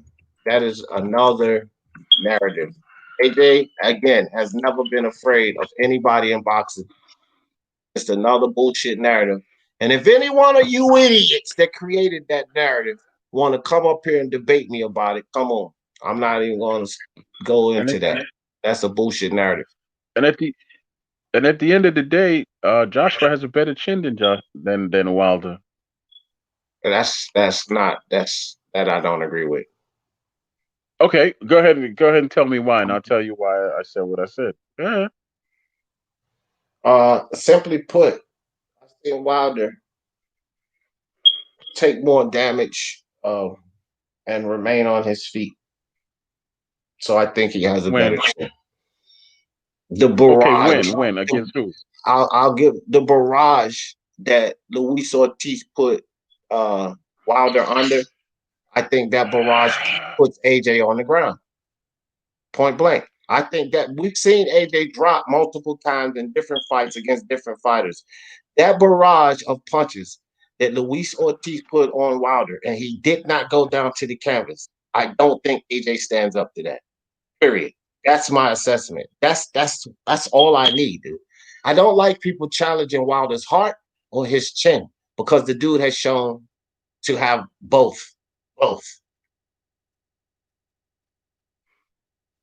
You okay? Good. Is that's your last word, so I can make my point? Oh, Okay. Before you know, there's a fight out there where Wilder pretty much got knocked out, but it was wiped off the internet, right? all right. Go ahead, Troy. Make your He, point. I don't need to test my okay. knowledge. It's there. Just make your point. Right. I can't remember the dude's name, but they wiped it off the internet. It was there. Wilder has been dropped multiple times by a man who's not known for punching hard. That's Tyson Fury, aka Feather Fist, right? Where did he drop him at? So the, Did he drop him to the in the chin or last did he fight, drop? I said where? Did he drop him to the chin or was it to the body? he dropped him. Period. Not, but you We're not going to cannot do assess. that. He dropped him. Period. There we go.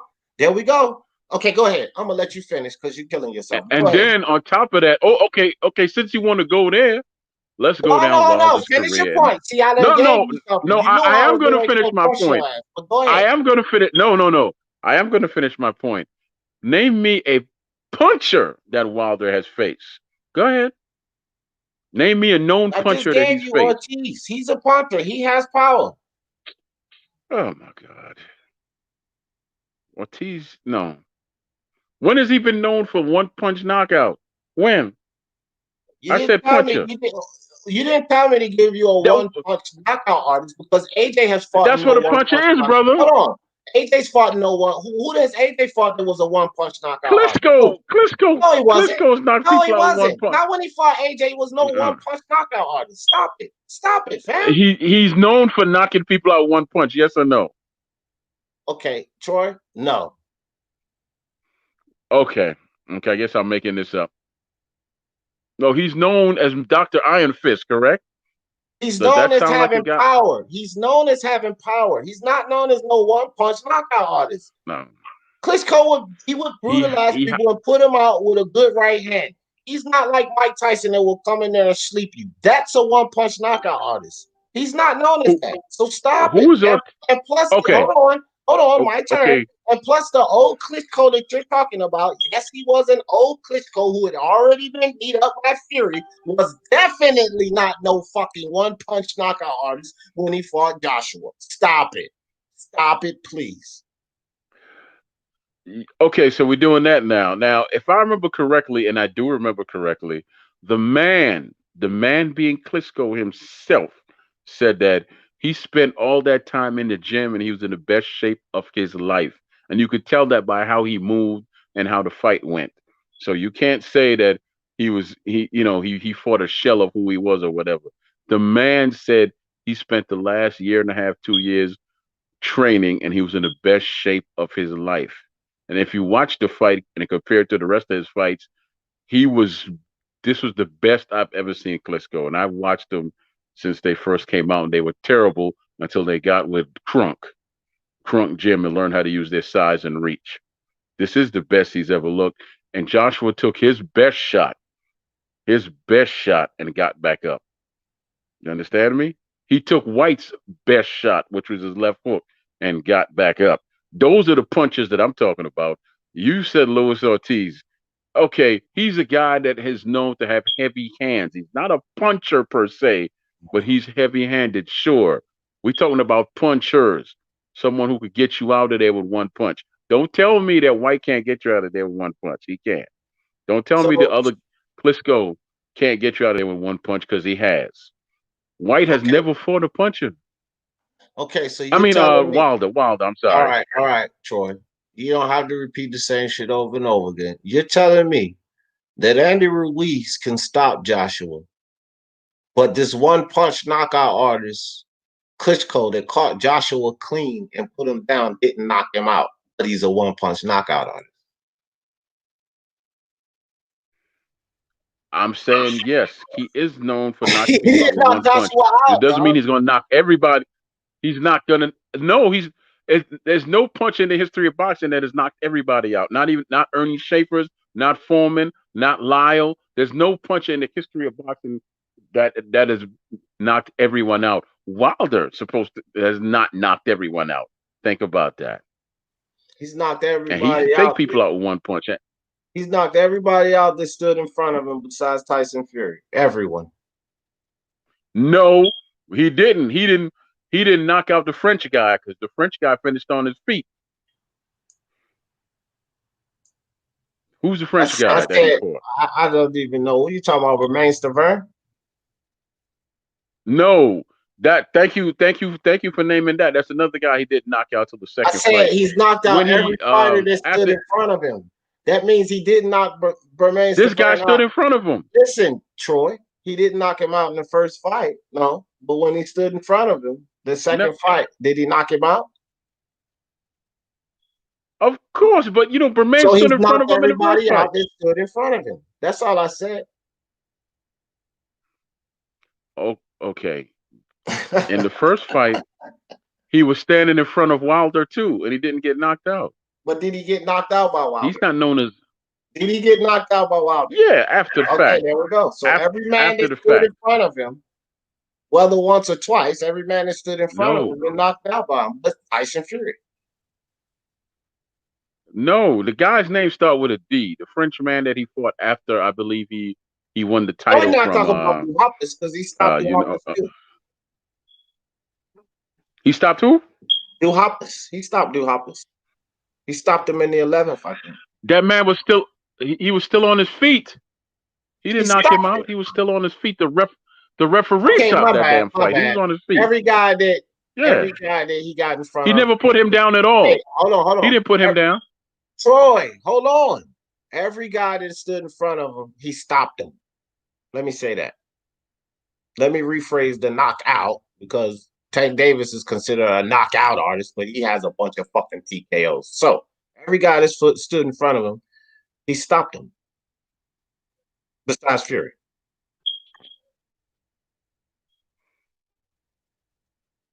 You would say that when I just said no, man. It's not.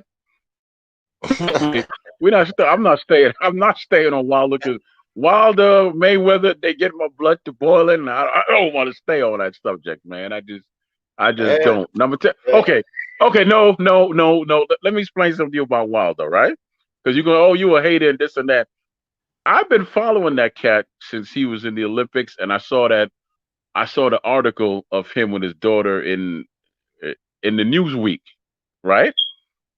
And I clipped it out, I cut it out, I put it in my album with a bunch of other stuff I had.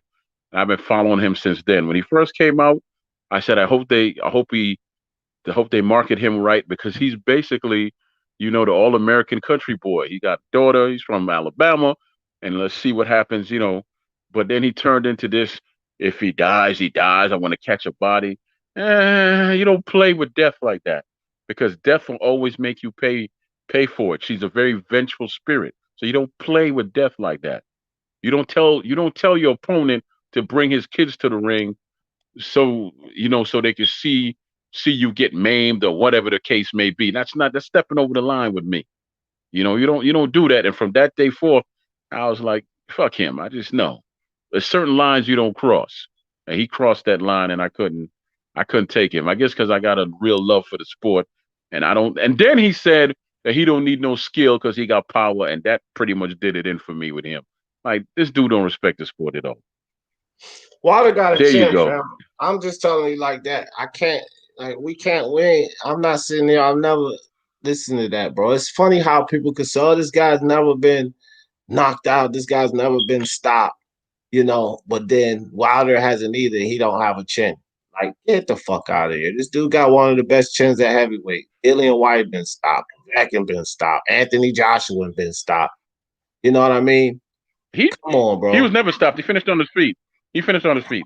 Who? And White was stopped. Joshua finished on his feet. He was stopped. I didn't say knocked out. I said stopped. Yeah. Okay, they all been when you stopped. say stop means TKO means the fight is stopped, and that's why I changed it from knockouts because most of these guys that are considered knockout artists, like Tank Davis, has a bunch of fucking TKOs. So that's why I changed it to just stop getting the stops because a lot of people rate these guys' power by stoppages, whether it be knockouts or TKOs. It's stoppages. So I said stop. AJ was stopped by Ruiz. Stop. It didn't go to the cards because he was stopped. All right. Well, listen. one of your dudes in the chats, I think his name is Young God Dust. I don't know how to pronounce it. Yeah, that's young guy. YUNG. Yeah, okay. He said that Troy and D are very passive aggressive couple. Okay, you Man, know what? listen, no, that's look, young guy. I'm Listen, hold on, Troy. Hold on, Troy. Young guy, yeah. MXBC. If you see anything that has MXBC behind it, ain't no need to respond to it. That's what they do. They try to say things to get up under your skin. I seen that comment. I didn't even mention it. It's not nah, I don't get offended like that. I'm just letting you know that I'm the aggressive one. Well, everybody knows that a lie. Everybody knows that to be a lie. I'm the aggressive Oh, on this panel, son. I'm always the aggressive on this panel. Let me tell you okay, something. but This is what I do. I debunk all y'all bullshit narratives. That's what I do, day after day after day. I'm the aggressor. I hear bullshit and I go right at it. I'm not like these fighters that's scared to take an oath. You know, the oath must go. Nah. I want all the smoke. So bring on that bullshit, and I'm gonna be super listen, highly aggressive. You know what I I mean? got a I got a lot of respect for you, man. You don't back down. I give you that much. You don't back down Hell, fuck real no, I don't back down. because in all reality, a lot of cats would have been upset by now and I carrying on and all that. But I don't Nah, yeah. This shit is fun to honestly. me. I tell you why I enjoy listening to you and oh boy there Two Hands, aka Two Chins. You know, you can ask him why I call him that, right? Because y'all can take it. I come from an era where we would say whatever we want to each other, but you know, it got to the point where you got heated. Okay, then we put our little do our little hands thing. At the end of the day, we're still boys, and we go home and we show that respect, right? Wow. Ain't nobody getting put in the grave or nothing like that. You know how many times I got punched in the face? Can you tell? Well, I'm shit, a shit talker. I don't know. Might be in the running, cause dude, I done been punched in the face, snuffed out plenty of times. What's I up, say G knocked out. Boogie?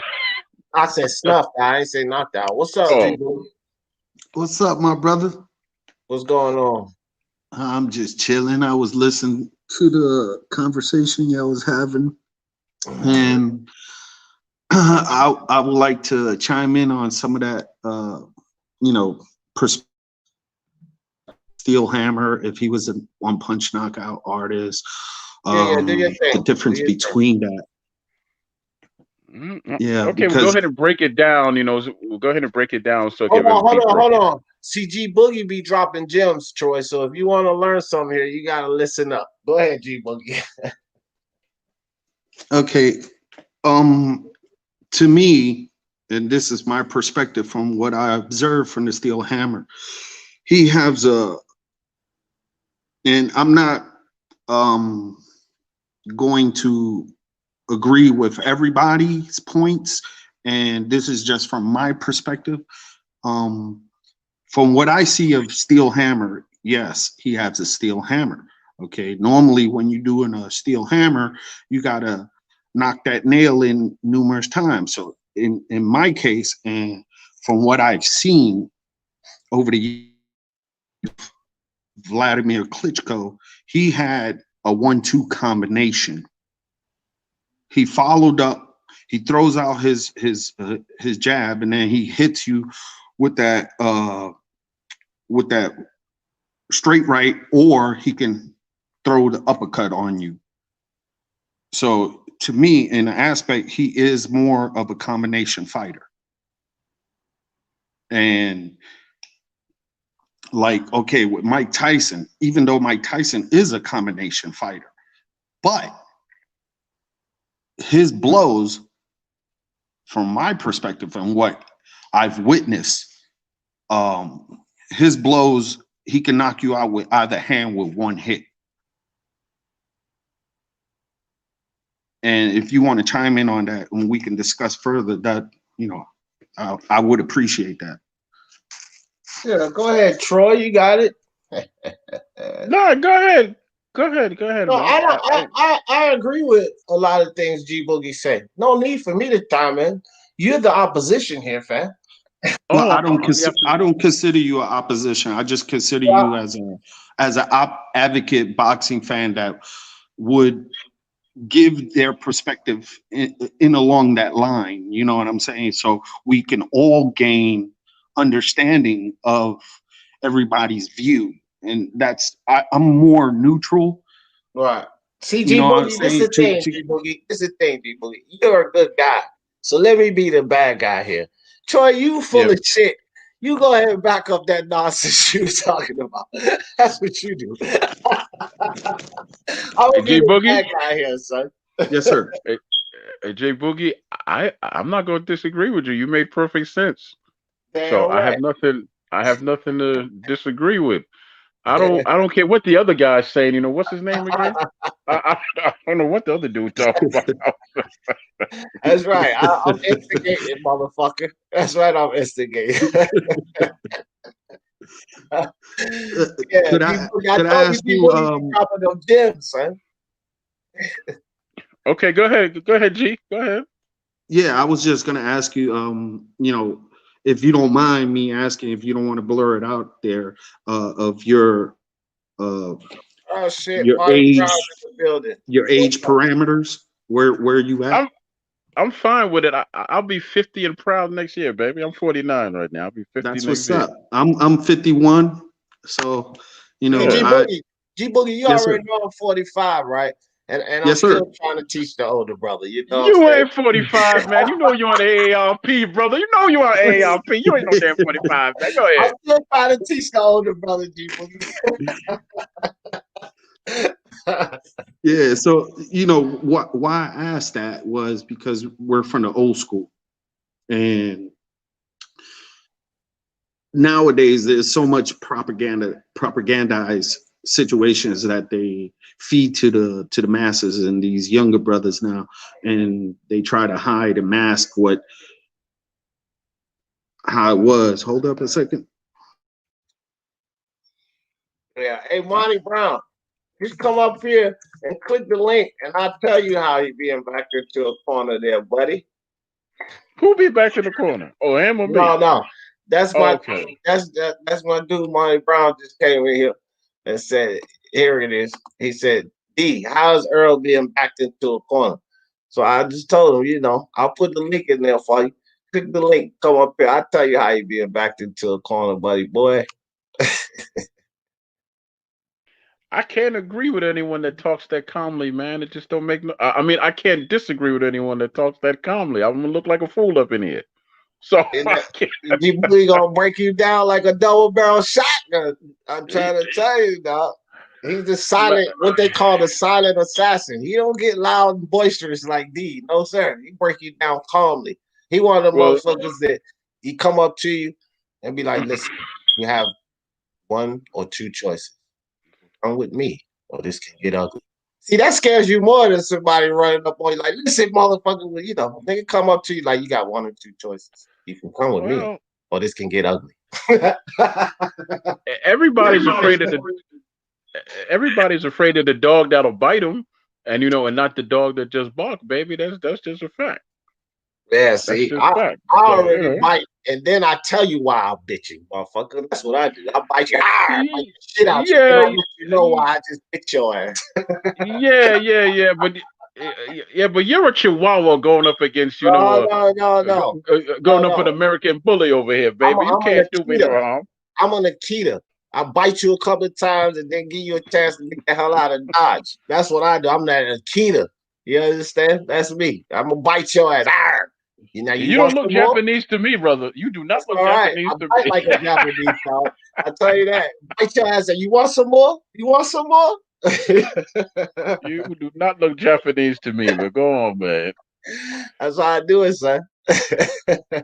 That's hilarious. Yeah, but No, all the right, truth. Monty Brown still in there. Look, this is what I'm saying, Monty. And I said too earlier, probably before you stepped in, it's more or less Al Haymon and Bob Arum, Monty Brown. They're being backed into a corner to not being able to hide behind politics on this fight. There was always different reasons why they couldn't make this fight. But now that you take Manny Pacquiao out of the equation, because he's about to be stripped more than likely, now that the IBF mandatory with Sergey Lipinets and Custio Clayton is off the table because they drawed Monty Brown. After the fight with Kell Brook and after the fight with Danny Garcia, which I'm pretty sure Spence is going to win. Most of these other people are thinking about the 10. Hold on real quick, D. Let me finish explaining this to him. After they finish these fights, then they have really nowhere else to hide behind politics or go. So both of them, in a sense, are backed into a corner to make this fight and stop with the bullshit. So that's what I mean, Monty Brown. But it's not just a mere charge at Errol Spence. It's Terence Crawford, too, talking about I ain't taking no pay cut. I ain't doing this. I'm not fighting Sean Porter because he's my friend. That motherfucker's backed in the corner, too. Make this fight happen, right? Because both of those guys, Bob Arum, for all of you motherfuckers that don't get it, Bob Arum had his hand in on this Errol Spence and Terence Crawford fight not happening. Whether you guys don't want to believe it or not. I know all of you want to just throw shots and fire at the PBC. The PBC, this is what they do. PBC. Well, goddammit, top rank Bob Arum does a whole lot of shit himself. And he played a big, massive part in this fight not happening. Accept it. That's how it goes. I'm looking at it. Monty Brown, what's up? Same old shit. Go ahead, G Boogie. Yeah, I don't understand why they're not allowing Pacquiao to fight. Shit, somebody fight him. Come on. No, it's not that. Pacquiao is a conversation. He just signed. I can't even remember the promotional company, but it's a promotional company that with the fighter over there at the UFC, and Manny Pacquiao just signed a deal with them. So the WBA put out, say if he takes this crossover fight, which would be for a lot of money, they're going to strip him of that belt. It's not about anybody not wanting to fight. He's supposed to technically, fight his mandatory, and then whoever is the mandatory WBO, what is he, WBO or WBA? WBA. Okay, WBA, he needs to fight his mandatory, whoever that is. I don't know who it is. That's why they talk about stripping him. Pacquiao don't got a mandatory with the WBA super. So if he don't have a mandatory, so why are they negating his ability to be able to make extra money? If he's still paying, they ain't making no money. If he go fight a UFC fighter, they ain't making no money. He's still paying them sanctioning fees for the WBA. No, they get no sanctioning fees. They get no sanctioning fees if Manny Pacquiao fights a crossover fight. They get no sanctioning fees for that. So they're saying if you're not going to make a fight that gives us sanctioning fees for our belt that you're wearing, we're taking it. So you telling me that Pacquiao is not fighting a professional boxer? He's fighting a MMA fighter? Yeah, G Boogie, that's the whole thing I just laid out to you, fam. He just signed the contract. All right, bro. Yeah, I didn't understand that. That's why I was trying to, get in understanding of it. But that I don't know, it's like a cash out fight. Like, like Floyd was also a champ, or when he fought Conor McGregor, wasn't he? But Conor McGregor applied for a license. Yeah, he applied for his boxing license. Right. So he was a boxer. So if the other individual would apply for a boxing license by the time that they signed the agreement, wouldn't that be the same? But they're not talking about doing that, D Boogie. If that was the case, then maybe if they could make sanctioning fees, just put it this way, D Boogie. The fight that Manny, hold on, bro. I'm just answering your question. The fight that Manny Pacquiao is trying to partake on cuts the WBA out of getting their fees. What you just explained would put the WBA in position to get fees. They're not going to be getting fees off of Manny. So they're telling Manny, you take this fight, we're stripping you. But like I said, at the time that Floyd Mayweather fought Conor McGregor, Conor had to apply for a boxing thing, right? Right. Okay, so if this person that Manny Pacquiao is going to fight, and he's an MMA fighter, and if he applies for a boxing license, so that contractually has eligibility for Pacquiao to fight him, because he may not be ranked, but like I think somebody said that Pacquiao didn't have a mandatory for the WBA belt. Because he got the super. The super is not restricted under mandatory. Yeah. Okay, so if that person, that's why I'm trying to clarify and understand, applies for that professional boxing license, which anybody can get. You know what I'm saying? He goes and apply for it. Now they can't sanction him or can't sanction Pacquiao. Hey, we're going to strip you, because they can't. Well, they can do whatever the hell they want to do. So, Well, they I can, mean, we know that. But for the law, they will lose. If the scenario, this is the thing, G Boogie, you're applying Manny Pacquiao's scenario to Floyd, and it's not. He's not in the scenario that Floyd and Conor was in. And had he been in that scenario, they probably wouldn't be talking about stripping him, because they could make money off of him. I'm not using Floyd Mayweather as in the same situation, but applicable in a court of law.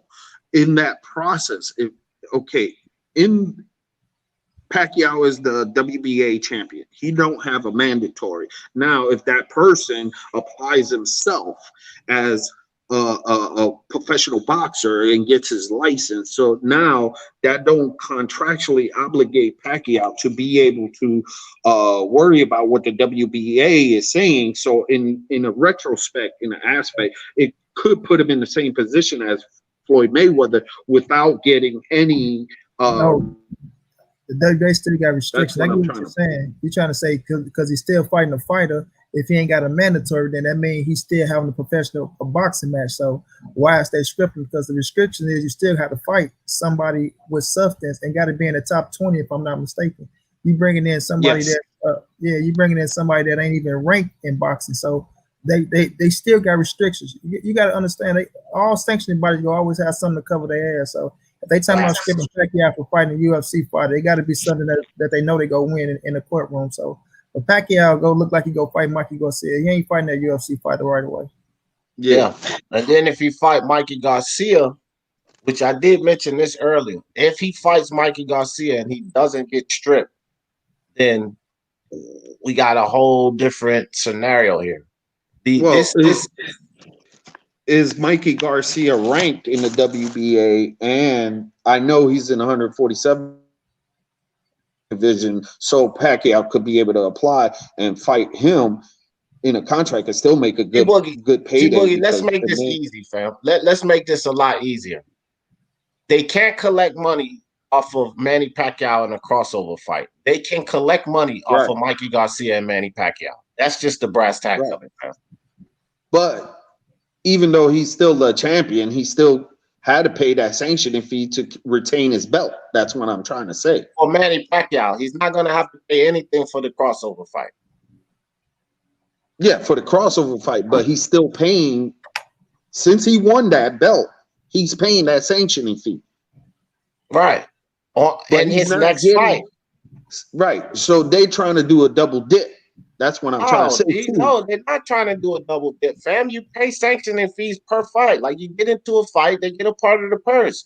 His next fight, if it's with Mikey Garcia, they can collect sanctioning fees. If it's with the crossover guy, they cannot. It's just that, I mean, that's the easy way to put it, bro.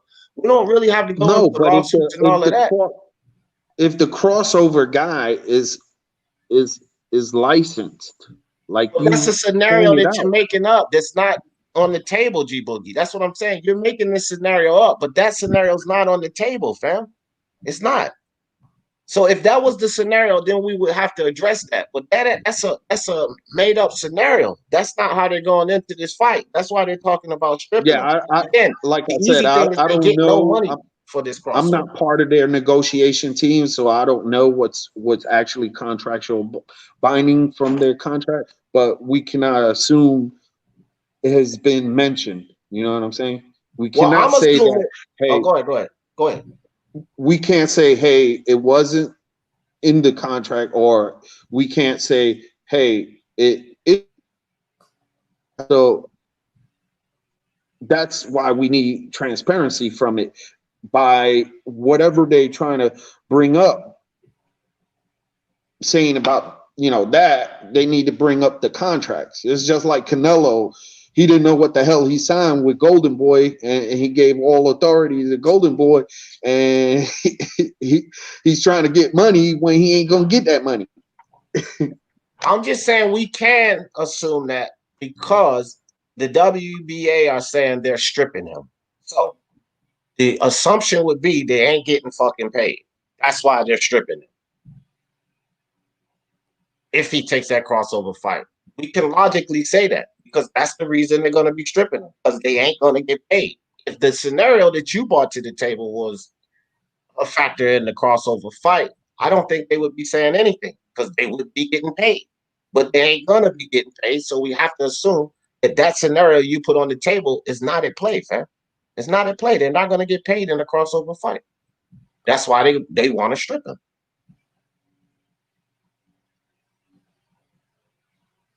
But anyway, Manny, backed into the corner. I know that's why you came up here. Yeah. Yeah. So, I mean, you heard what I said. That's my whole idea on it. It's not as much as Spence and Crawford. That's just what everybody want to fucking holler. Errol Spence ducking, Errol Spence ducking. And I keep telling these motherfuckers, Robert fucking Arum has his hand in on this fight not happening. People don't want to believe that. They just want to throw shots at Al fucking up for everybody. Al. Bob Arum has his hand in on this fight not happening. So basically, the situation with Manny Pacquiao being stripped now, the situation is that they have nowhere else to go. Crawford said, I don't want to fight Sean Porter. He's my friend. I don't want to take no pay cut. Well, we ain't trying to hear none of that. With Spence, well, I'm going to go seek Manny Pacquiao and this belt. Well, that'll be off the table. They have nowhere else to go but to fight each other and make this fight happen. That's the best fight. They backed into a fucking corner to make this fight happen. Yeah, that's good. Right. And here's go ahead, Monty. Go ahead. I was going to look. It ain't him being backed into a corner, bro, right? Now, I came out myself and said, if it's no Manny Pacquiao for Errol, then the next fight at 147 should be him and Bud Crawford. But it ain't him being back to a corner because Errol been saying he'll fight Bud. He been saying he'll fight the dude. He even gave an offer with the 60-40 that Bud turned down. Now, like you said, with Bob Arum, we already see his play now, especially after Lomachenko just lost. You know what I mean? He already see that he fucked up and he invested everything into Lomachenko instead of investing everything into Bud Crawford. Now that Bud Crawford, I think, coming up on one more fight. I don't know if it's one more fight or two, but I know they not on good terms. We just got this out of Bo Mac's son on my dude Keon shit. They not on good terms. He came out and said, I don't know if my pops want me to say this, but we're not fucking with Bob like that no more. So now, as you see, Bob has been fucking Bud Crawford out of all the big fights. He know I've been saying that. He knew what a Pacquiao fight would have did for a Bud Crawford. He knew that would have put him on top of the hill. He knew Bud would have beat the shit out of Pacquiao. That's a fact. So he all the black fighters back. This ain't no racist shit. Look what he did to Floyd. He put De La Hoya above Floyd. He looked like even Shakur. Shakur better be careful, but Shakur got a good team behind him. But he not go push the person that's really the number one guy at his fucking stable, and he tried to put it into Lomachenko. So now we look at the Errol Spence fight.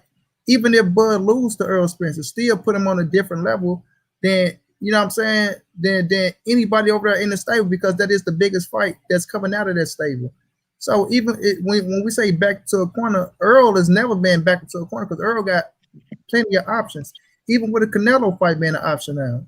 You know what I'm saying? I know Oscar said that it wouldn't happen, but you got to remember, once upon a time, Oscar wanted Errol because he knew what Errol and Canelo could be.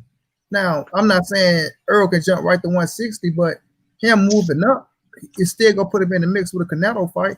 Errol going to 154, still put him in the mix with big fights at 154. And even at 147, as much as people don't like it, Errol can still fight Keith Thurman and be a pay-per-view fight and still do great numbers. We're going to see what the numbers look like with him and Danny Garcia, but with Errol, the dude got options, bro. I don't think he being backed into a corner. I think, yes, the best fight at 147 is against Bud Crawford. And if it ain't no Manny Pacquiao, then at 147, I do agree it should be next, him and Bud Crawford. But Errol got plenty of options, bro, to go this way, that way, or this way. You know what I mean? So I only come up here and say this because I heard a lot of people saying, oh, he's being forced to fight Bud, oh, he's ducking Bud, this, that, and the third. Yeah, That's stupid. yeah, we seen Bud come out his own mouth, said he ain't ducking. Bomac talked all that shit, but then he had to come out of his mouth and admit that Earl ain't ducking. Right. Because Earl has never been back to the point because Earl got Who is that? Who is plenty of that? options. oh yeah, Go ahead, Monty. Go ahead. yeah. So when you got options on options on options, bro, you go weigh all your options. That's just as a fighter, and that's just what Al Haymon being your fucking advisor. He gonna always make you make the smartest move next. And not saying, oh, if you fight Bud, then that is a sport. Not saying that it's not a smart move, but with Al, bro, he always go put the fighter first, but he always go put your bank account second. And if it make dollars, then it's gonna make sense. And I ain't saying Bud and Earl ain't gonna make dollars, but now that Earl going on this third pay-per-view fight in a row, everything make dollars and cents for him. So it don't matter if he bring in Thurman, don't matter if he go up to fight a 154-pounder, if he fight Ugas, or if he go try to chase the Canelo bag. We all know everybody wants to be Pacquiao. Hold on, let him finish. Let him finish. Yeah, Chill. I just don't think being back into a corner, you know what I mean, it's the right terminology to use with Errol Spence and Bud Crawford. All right, now check this out. Now, let me break this down to you. Because one thing about me is I stay consistent with the shit that I say. Now, Canelo Alvarez, I'm a fan of Canelo Alvarez as much as I'm a fan of Errol Spence. Canelo Alvarez and fucking Oscar De La Hoya gave the fans of Canelo a promise. We're gonna clean out 160, right? I'm holding. I appreciate the 175 victory with Kovalev. Whoever that is, came that. Put yourself on mute. I appreciate the fucking, getting a belt at 168 against Rocky Field. And okay, you got those belts at other levels, but you said, Canelo, that you're going to clean out 160. Plenty of times up here, I hold Canelo to the fire. Flame Canelo, even you need to clean out 160. You need to go fight the Charlos, the Andres, the GGG, make it happen, get all of those belts, clean out 160. Now, flipping it back to my guy, Errol Spence. Errol Spence told me, you, Monty Brown, and everybody else, that I am going to clean out the 147-pound division. So I'm saying that he has to be held to the fire, the same way I hold Canelo to the fire, to clean out the 147-pound division. If this shit is right in front of your face, I don't want to hear shit about no Canelo, because I'm with you. That's a fight that you're gonna have to acclimate to. You're gonna have to at least take a fight at 154 or 160 before you just jump into that. I want you to do man down, strap season, what you told me you're gonna do. Clean out this 147-pound division. The hardest fight, the biggest test. The thing that needs to be done is to take that belt off of Terence Crawford. I don't think Manny Pacquiao beats Terence Crawford or Errol Spence. Once he clears that up, I don't give a fuck if he do go fight Canelo or whatever, because I'm sure that that last belt can be taken. This belt needs to be taken from that other side. So that needs to be priority. Because you said you're getting all of these belts, I feel like you're being backed into a corner, because those other things are taken off the table. I don't want to hear about no Sean Porter rematch. Yes, he has a plethora of options. I'm not going against that. But the priority option should be what you told me you're going to do. Clean out this division. He don't have forever left at 147. I think we can all agree on that. The dude's going to have to move soon. So he ain't got forever. So we don't have time for you fucking around with Canelo rematches with fucking Sean Porter and all of this. You need to go beat that man up and get that belt. I pick Errol Spence, especially if he gets through this Danny Garcia fight looking good. I pick him to win this fight, Crawford. So go get it. Go get it. Same thing I told Fury, dumbass. Stop with the bullshit. Go beat Dillian White up and take that belt. I'm holding Errol to the same fire because I keep it consistent. One thing I know about Errol ain't leaving 147 without fighting Bud Crawford. That's what I do know. Yeah, me and Errol good. Me and Errol is good. Errol is getting the number one thing for Errol after Danny Garcia is Manny Pacquiao, just like it is for Bud. And nobody should turn down a Manny Pacquiao fight. No. If Pacquiao pick up the phone and call you, I don't give a damn if it's Rob Soccer. You take a fight with Pacquiao because you already know it's gonna be a pay-per-view, a big ass bag of money. And now that he got the WBA scrap, hopefully he still had a WBA scrap. Well, we agree on that 100%. I done told these motherfuckers 100 times over. If he go get that fight with Manny Pacquiao, y'all call him what the fuck y'all want to call him, but ain't nobody ducking that fight. But then he gotta go clean it up with Crawford if he beats up Pacquiao, get that belt. He's gotta go complete the journey. You feel me? But that's always been Errol MO. So that's why I say it's kind of crazy. Hold on, Jose. Hold on. That's his MO. What he always said, all right, the next fight, I want Manny Pacquiao, and after that, I want Bud Crawford. So he always said it. So it ain't that being back into a corner. That's always been his story. I'm gonna take all the scraps on this side of the street. Then I'm gonna go over there and whoop your ass, take your scrap, and I'm going out this bitch. There's nothing else to do. Once I become undisputed, I'm going to 154. Hopefully by that time, I'm all with that. Moved up. So it ain't him being back into a corner. Like I was saying, Errol Spence, he got options, bro. And first, he gonna be a man of his word. If he want a man of his word, he won't be fighting Danny Garcia right now. But at the end of the day, it's still gonna come down to top rank and Bud Crawford to play ball. You did, because we fit to see what they do with Kell, Brook. I don't even know if it's pay-per-view or not. We don't even know what's going on with the fight. But bullshit ass fight. Earl go over. I ain't gonna call it a bullshit fight, but Earl go over there. I think it is. Earl, let's say Earl beats shot Danny Garcia. That's 3 pay-per-views back to back in a row. Even if you do 300,000 plus, that's 300,000 plus almost every pay-per-view thing, every pay-per-view fight. So Bob Arum and Bud is gonna have to play ball. It's still gonna come down to them to accepting the fight and agreeing to the terms that's not going to favor them. And we already know how Bud kept talking about he want 50-50. Otherwise, it ain't no fight. Shit like that. So people gotta they looking at Earl and everybody want to blame Earl. Oh, he ducking. He don't want to fight him. He fighting this fighter. He fighting that fighter. Well, you better tell Bob and Bud to accept the terms, especially if Earl get that third scrap off of Manny Pacquiao, to accept what they deserve and don't sit around and try to play, this big ass superstar and I deserve half because I'm a world champion or people consider me the #1 pound for pound fighter. You know what I mean? So at the end of the day, it's all about what have you done for me lately and the status that you hold in boxing. And we all know Earl is the biggest star over Bud Crawford. The numbers don't lie. And I'm not saying this shit fucking Floyd Mayweather numbers or Canelo numbers, but at the end of the day, his numbers still outdoing Bud by a landslide.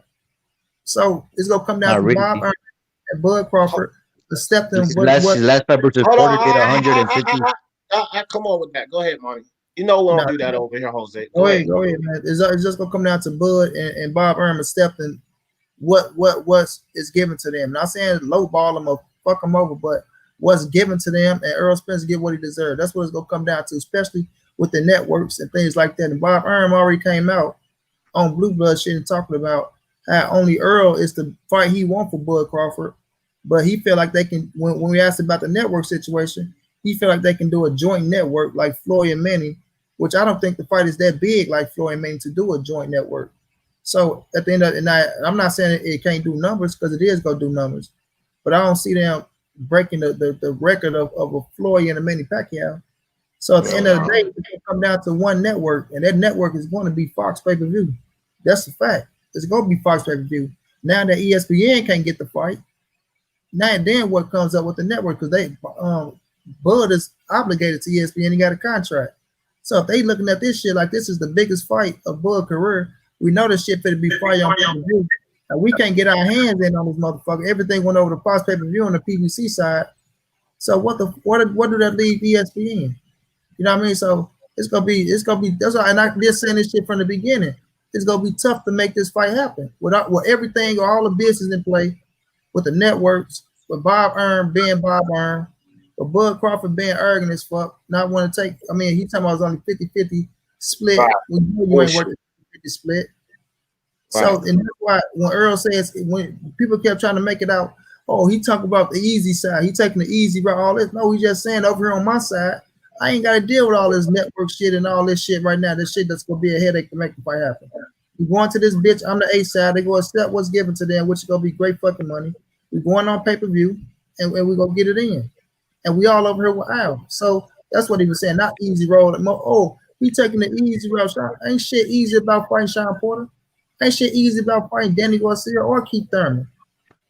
But is that just good enough to go beat their ass? But ain't nothing easy about fighting them dudes. He taking the easy route. But then when people look at the Sean Porter and Errol Spence fight, you got motherfuckers out talking about Sean Porter won. But Sean Errol Spence says all this shit, but it was the easy route. Right. So now, Manny, I think that you and I pretty much agree on damn near everything besides the back into the corner. But everything else, I think we eye to eye on. Jose, what you got to say, Jose? The true Errol No, I Spence. mean, like to me, like this is a waste of time on fucking. We all know that fight ain't happening. We all know that Earl is ducking. What I would jumped in for was for the whole Manny situation. I have a. There were just an interview they did on, I believe it was Saturday. Mauricio Suleiman. He interviewed Mikey Garcia at an event they had with Juan Francisco Estrada, the zone card they had on Yeah. Friday, I believe. So the thing with Manny Pacquiao, you're kind of right, D, but also kind of wrong. So if he fights that UFC guy, the WBA, they are gonna strip him. Right. Manny is getting stripped, so they gave him after October, yeah. So this month they gave him 6 months to decide. So in the next 6 months, he's either gonna have to fight somebody, or they're gonna strip him. And the next person in line for that belt is gonna be Ugas, and I forgot who the other guy is. I think Jamal James, or I can't remember the other guy's name. So what Manny is what he's gonna do, he's not fighting Earl or Bud Crawford. So forget that. That's off the table. He's either gonna fight Mikey Garcia, keep the belt, and then have a retirement fight with Conor McGregor. But right now he hasn't decided if he's gonna fight Conor first or Mikey, because him and Mikey were supposed to fight this July, but then we all know what happened with the whole situation. Mikey said he already had the contract and everything, or that they're not gonna fight without fans because of the whole money thing. So Manny, he's either fighting Mikey Garcia or Conor McGregor next. Well, he's fighting them, but he doesn't know what he's gonna do first. So as far as the belt, it's either gonna stay with Manny or Ugas and the other guy. I can't remember his name. They are the ones So who are gonna Let me ask fight you, next for that fight. can I I have interject on I that? have ducking Bud, homeboy. You just said he's Yeah, ducking 'cause Bud. I think G Boogie was the one that was kind of saying that they weren't gonna strip him. I think they are, bro. If he decides to fight that UFC guy, they are gonna strip him. Yeah. Monty, What I this was dude gonna is a say, spectator. That's why he's saying that. It ain't what no I Huh? was, Why say it? what I say what this I was nigga is a gonna Spence hater. say, Jose is a Spence hater. Oh, what I was gonna say off of Jose's statement, what he was saying about Jose Suleiman on the Quadras Estrada fight. He Yeah, did, that one.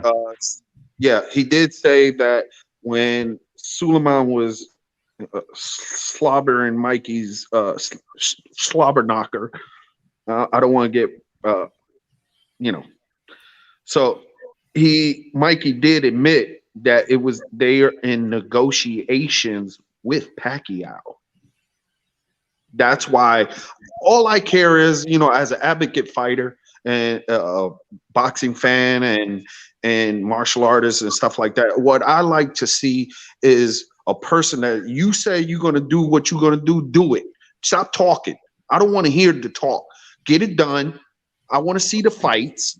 We'll pay for it if you put the fights up. Get your negotiation teams. It's just like going with the Lomachenko and Teofimo when they had to make commerce.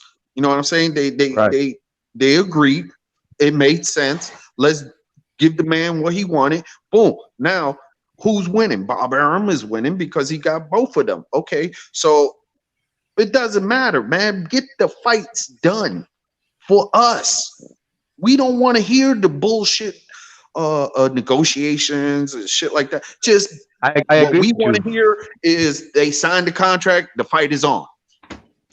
No, but G Boogie, the same Bob Arum that made that goddamn fight with Teofimo Lopez actually pushed and did some finagling with Lomachenko to make this fight happen. The same Bob Arum you talking about is also the same Bob Arum that's making this fight difficult with Spence-Crawford. Well, yeah, He's not making it I mean, y'all difficult. want The to Wilder. tell Bob Arum about this shit. it was You, Bob Jose, Arum that especially, you did sent an with email to Bob Arum. It was Bob How about Arum, Walter yes, that Fury? didn't want to come into negotiation with Teofimo to give him. And Lomachenko was the actual one that said, you know what? Hey, give him, take out my shit. Go ahead. I'll fight this kid. I don't care.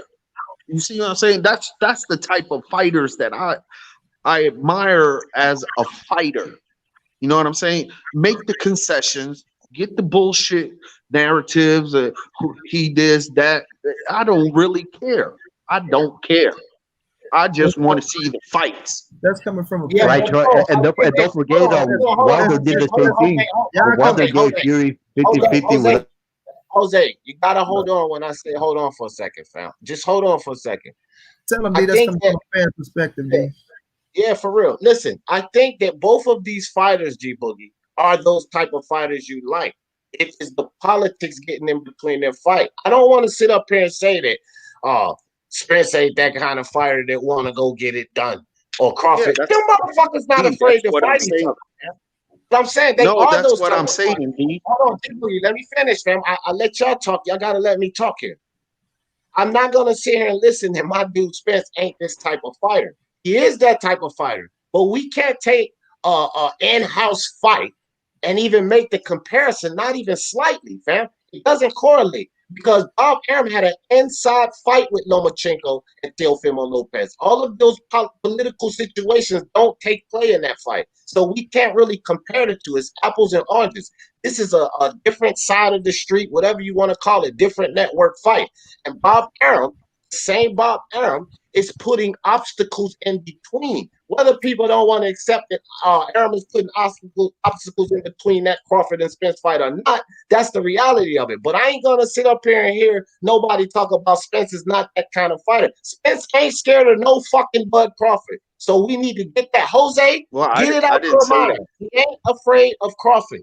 Get it out yes, your mind. because Yeah, I didn't say Wilder that. crossed the street. Wilder wasn't afraid to cross the street and give up Fury a Wilder 50-50 Fury was when he already didn't have obligated. to. Man. That was already Spence, obligated. That's what y'all forget Spence, about Wilder and Fury. Because y'all bring it up all the time. and plus Wilder Bob Fury, Arum just Wilder Fury. said, "Hold on, bro. Y'all cut me out, and then y'all be tripping when I cut you off. So let me speak." No, I just wanted to let you talk, Jose.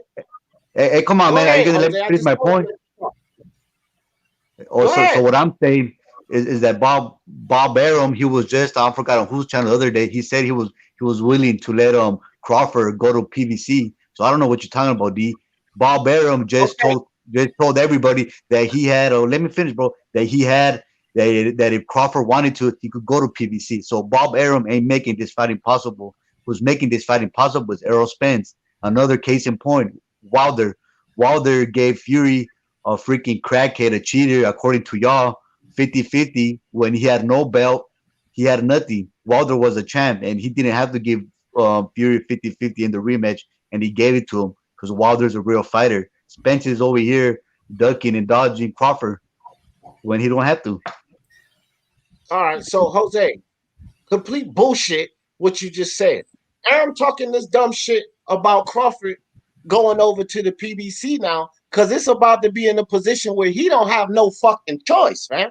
When he had Crawford locked into a fucking contract and knew he had fights in front of him, he wasn't talking that shit about him going over to the PBC. And then you sitting up here putting credibility in a fucking Bob Arum and what he says when this motherfucker contradicts himself within the same fucking interviews. Now Bob Arum is credible? Get the fuck out of here with what Bob Arum says. Don't nobody give a fuck what Bob Arum say. This motherfucker is the biggest snake in boxing. Get the fuck on with that. You a Spence hater. That's just that simple. You a fucking Spence hater, Jose. Let me end with this. You just went, man. Listen, y'all keep bringing up Fury and fucking Wilder. Y'all not remember that they was already obligated in the fight. Don't y'all know they was already signed to a fucking rematch contract when Fury took off and went and signed with Top Rank and then went to the WWE, then had 2 more fights before he fought Wilder. That shit was an obligation. They was already locked in. So don't try to say, oh, Bob already crossed the street like this. Then another situation. You keep talking about, oh, it's not Bob's fault because this and that. Dude, we just had Bomac on the fucking channel with his son saying how they not fucking with Bob and they coming down to the end and that Crawford fit to be a fucking free agent. So now, when you think about Bud and Earl fighting the biggest fight of his career, you think they don't want to hold in all that money and not give off that shit to a promotion? I mean, give off that promotion cut to Bob Arum, when they know they can come on over to PBC, got a chance to come to PBC and keep almost all the fucking revenue that's coming in to him. So, man, y'all got to quit talking from a fan perspective and a hating perspective. So can I interject? Yeah, hold on 1 second. 1 second. Understand the business of the game when we talking about business, because y'all talking from a fan perspective. We talking about millions of fucking dollars here that's being put on the line. When you got kids and you got a fucking family to feed, you're not gonna just turn over and just relinquish, maybe 1.5 or even $2 million to somebody else just because, we just want to make the fight happen. No, hell no. We talking about millions of dollars. Boxing ain't no fucking football, basketball, and shit like that. When you're on a contract, you get paid every year. When you work your way to a certain position, you want what you earn. Niggas want what they deserve, nothing more, nothing less. So if I put myself in a position to be the A side and I put myself in a position to get 10 million, and you put yourself in a position to get 5 million, I'm not going to say, no, fuck, you know what? Give him 3 extra million and give me 7 so he can get this or whatever the situation is. Nah, man. Niggas not relinquishing over millions of dollars like that. It just like Wilder did. Hey, hold they chill with that, bro. Come on, man. It's just not gonna happen. It ain't gonna happen. That's just that's dumb when we talk about business wise. Wilder just relinquished. Yeah, at the end of the day, you gotta respect the business. You gotta respect the position people put themselves in, bro. We all know Earl is the A side, so he gonna get treated like the A side. Period. That's the fact of the matter. Go ahead, G Boogie. All right. I want to clarify what I said in my statement. First of all, I don't understand if you saying y'all as a collective, as a whole, plural, and I'm not involved in that.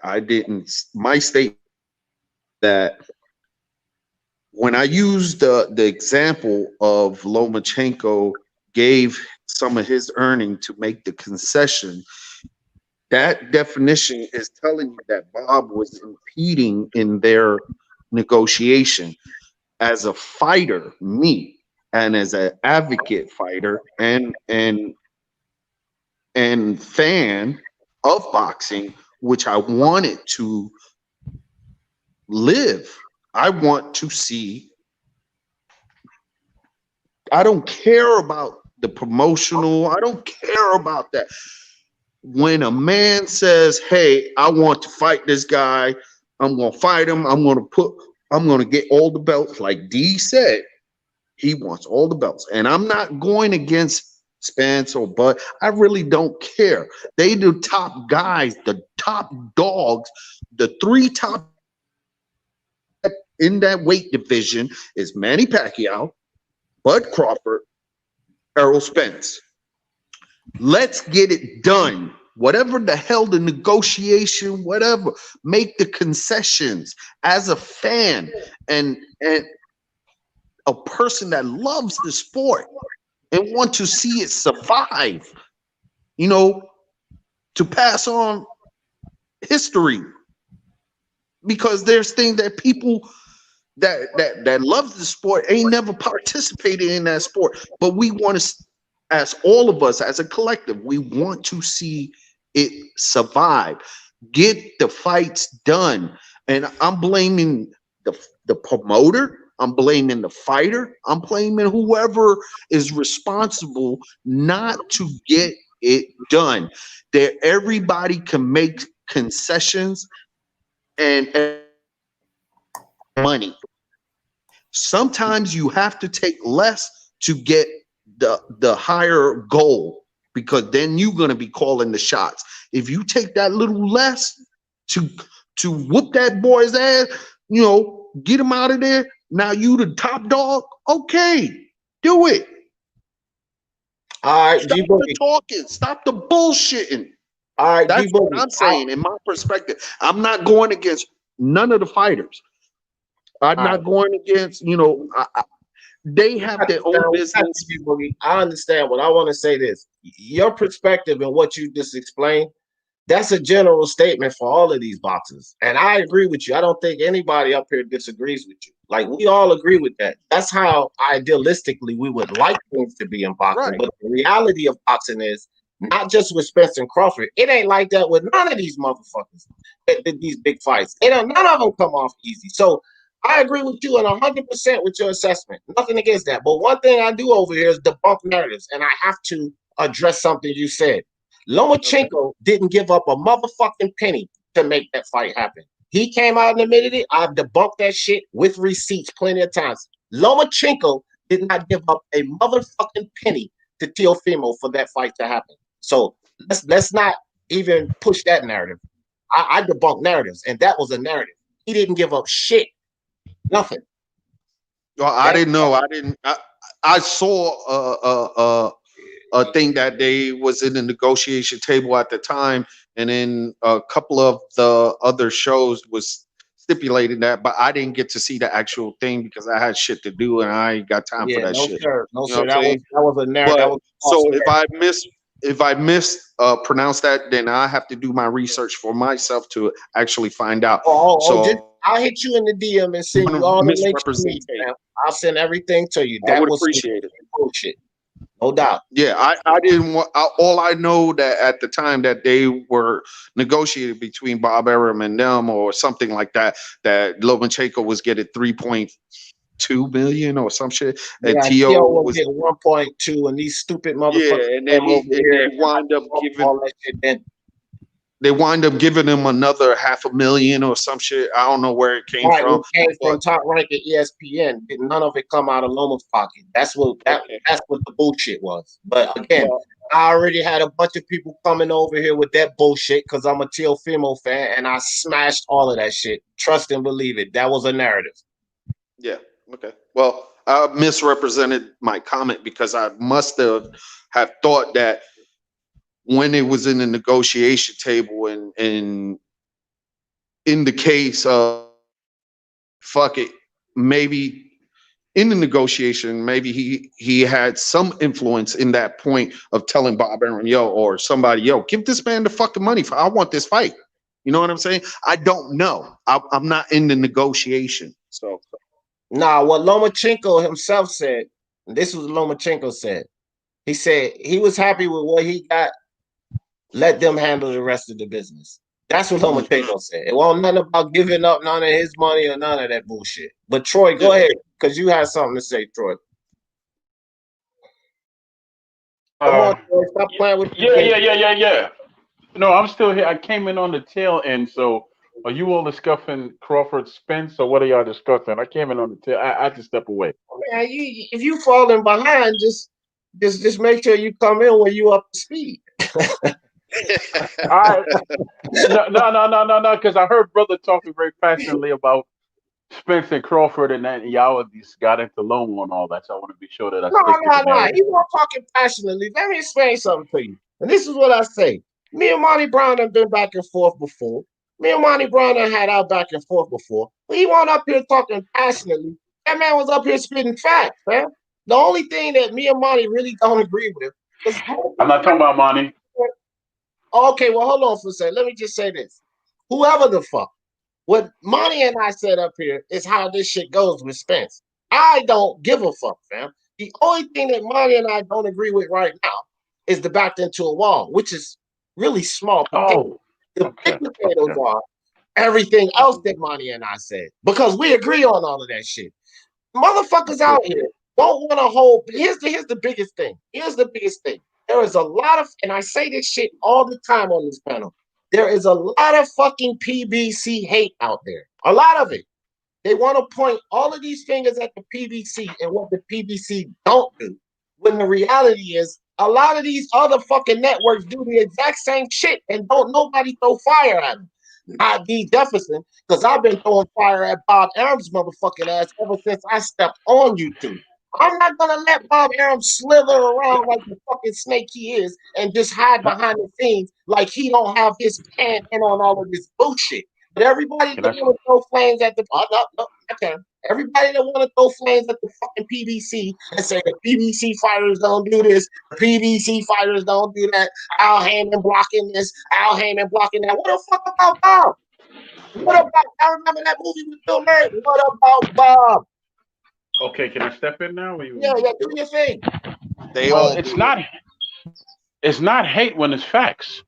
How could it be hate if it's facts, dude? Because it's hate when you're only throwing facts at one side, fam. No. Listen,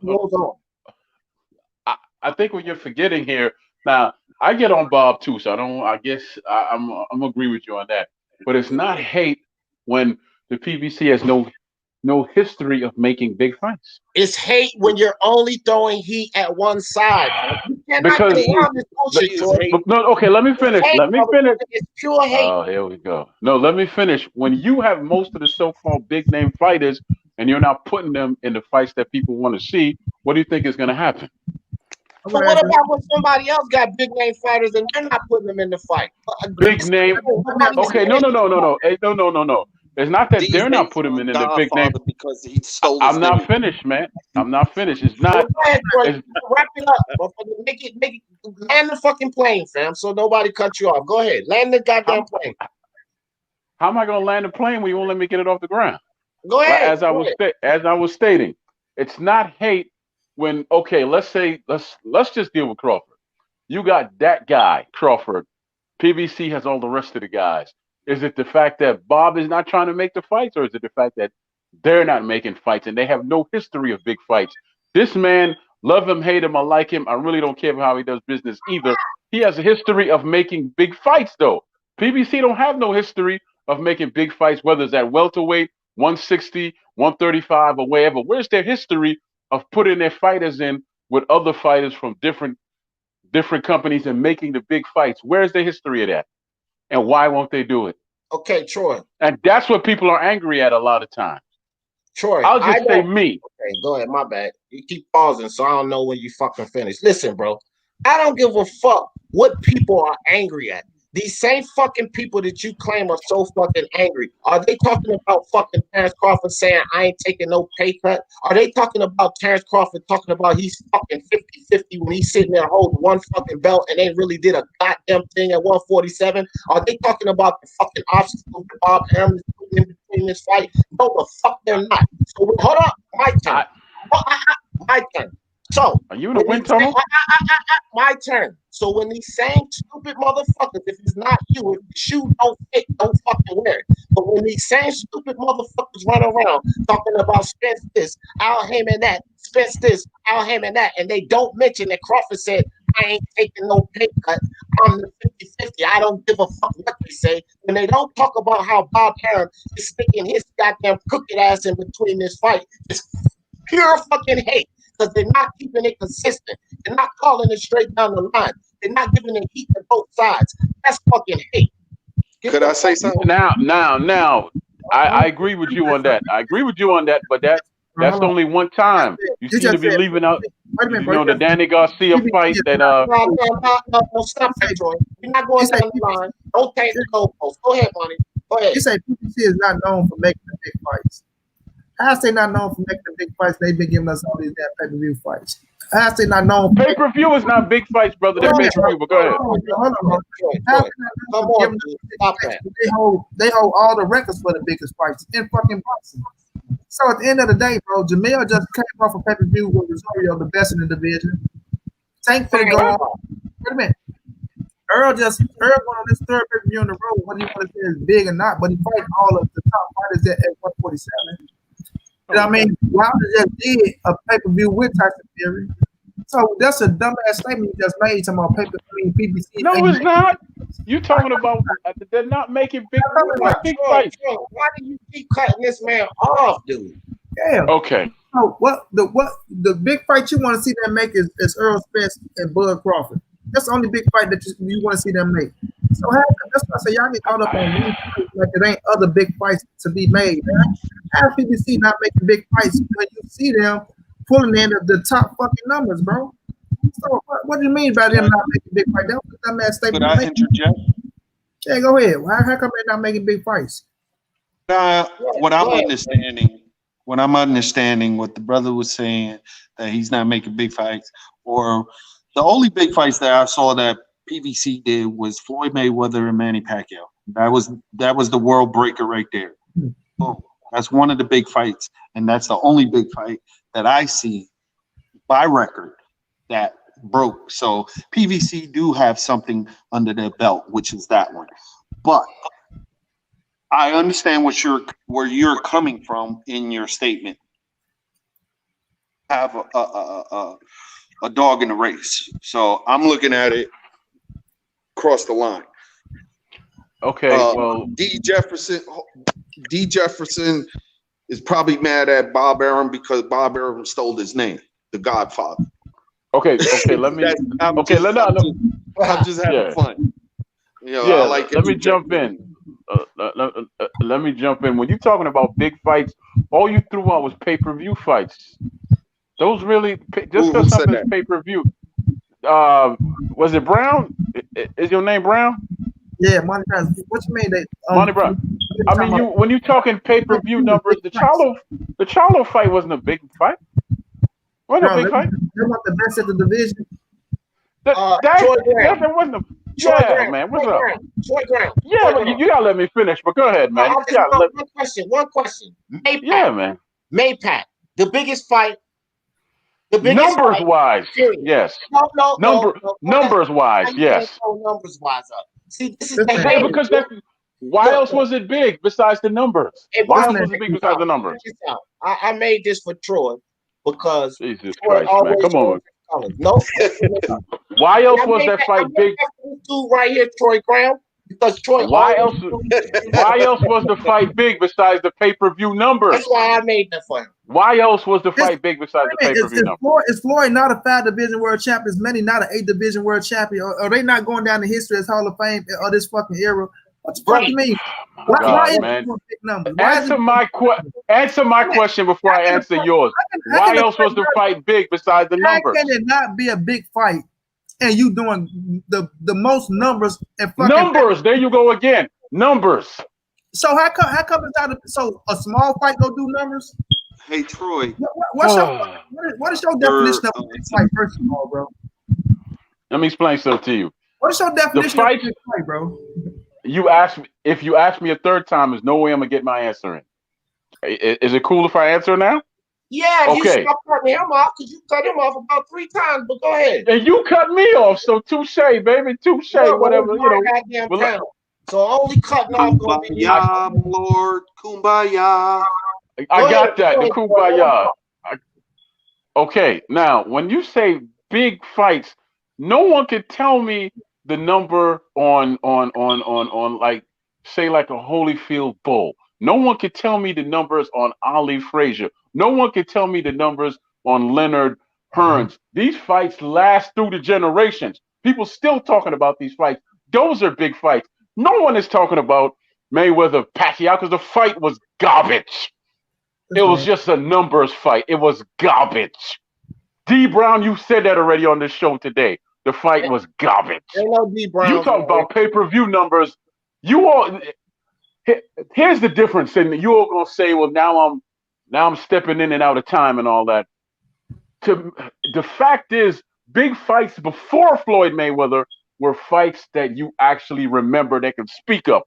After him, it was pay-per-view numbers. Who gave a damn about pay? Do you pay to watch someone else's pockets? Do you pay to count pay-per-view? I don't. I pay because I want to see a friggin' fight. And if the fight is great, it lasts the generations. That's a big fight. Numbers don't mean anything to a fan because it doesn't concern them. Go ahead. So okay, hold on. Let me say this right quick. Troy, you can bring back all this fucking nostalgia, but what you got to realize, yeah, that's right, blow your breath. You got to realize this, dog. Fuck all that old school era of boxing. This is a new era of boxing, and you have. And that's why it's garbage. Come on, Troy. See, peel it, zip it up, put yourself on mute. There you go. If you can't help yourself, you have to accept the fact that we're in a new era. I hear these fucking LeBron James fucking dick riders say the same thing. This is a new era of basketball. It don't work like things worked in the 90s. It works a new way. If stacking the deck is a part of this league, then get used to it. Stacking the deck is a part of this league. Well, over here in boxing, fuck all of that 80s, 90s, and all of that fucking nostalgia from them old eras. This is the new fucking era of boxing, and y'all motherfuckers gotta accept how business works here. Don't give us no shit about the old school because ain't nobody moving like the old school. Not the fighters y'all fucking hating on or the fighters y'all love. None of them are moving like the old school. So it don't fucking apply. Go ahead, buddy. Let my now, wait a minute. Now, you just so why you get his word in, Troy? You saying the fights that's go attest to the end of time. So if you go tell me Sean Porter and Keith Thurman won a hell of a fight. If you go tell me Danny Garcia and Sean Porter won a hell of a fight, Danny Garcia, Keith Thurman won a hell of a fight. You know what I'm saying? Errol Spence and Sean Porter won a hell of a fight. Jamel Charlo just fought the shit out of Jesse Rosario, put his ass down to make history. You know what I mean? So you sit up here and you go discredit all these fights that was put on that PBC and say that they're not big fights because they're not living up to your standard, I guess, whatever your standard of boxing is. Now, when we look at Bud Crawford and Errol Spence, the fight is not going nowhere. Like, they still fighting in a division. People act like Earl then took off out the division or Bud said, fuck it, the fight not going to happen. You know what I mean? Now, look how long it took to get May and Pac made. And look at the Earl and the Bud situation and how long it is in that sense of a distance. People keep talking about, oh, he's trying to age Bud out. But Earl 30 years, Earl in his 30s, Bud in his 30s. How the fuck is he aging them out? Y'all got to stop with that shit. Now, you saying big fights, bro. And you trying to allude to pay-per-view not being in the realm of big fights. Why are people paying all this money to see these fights if the numbers doing crazy numbers, if it's not a big fight? Y'all keep talking about pay-per-view numbers. That's in a mix of big fights nowadays. You know what I'm saying? That's in a mix of big fights. So I don't know the terminology of big fights. So you bringing up Leonard and Hearns and shit like that. Yes, those are big fights, but you're gonna put these fights, it ain't gonna touch that level because of who they were.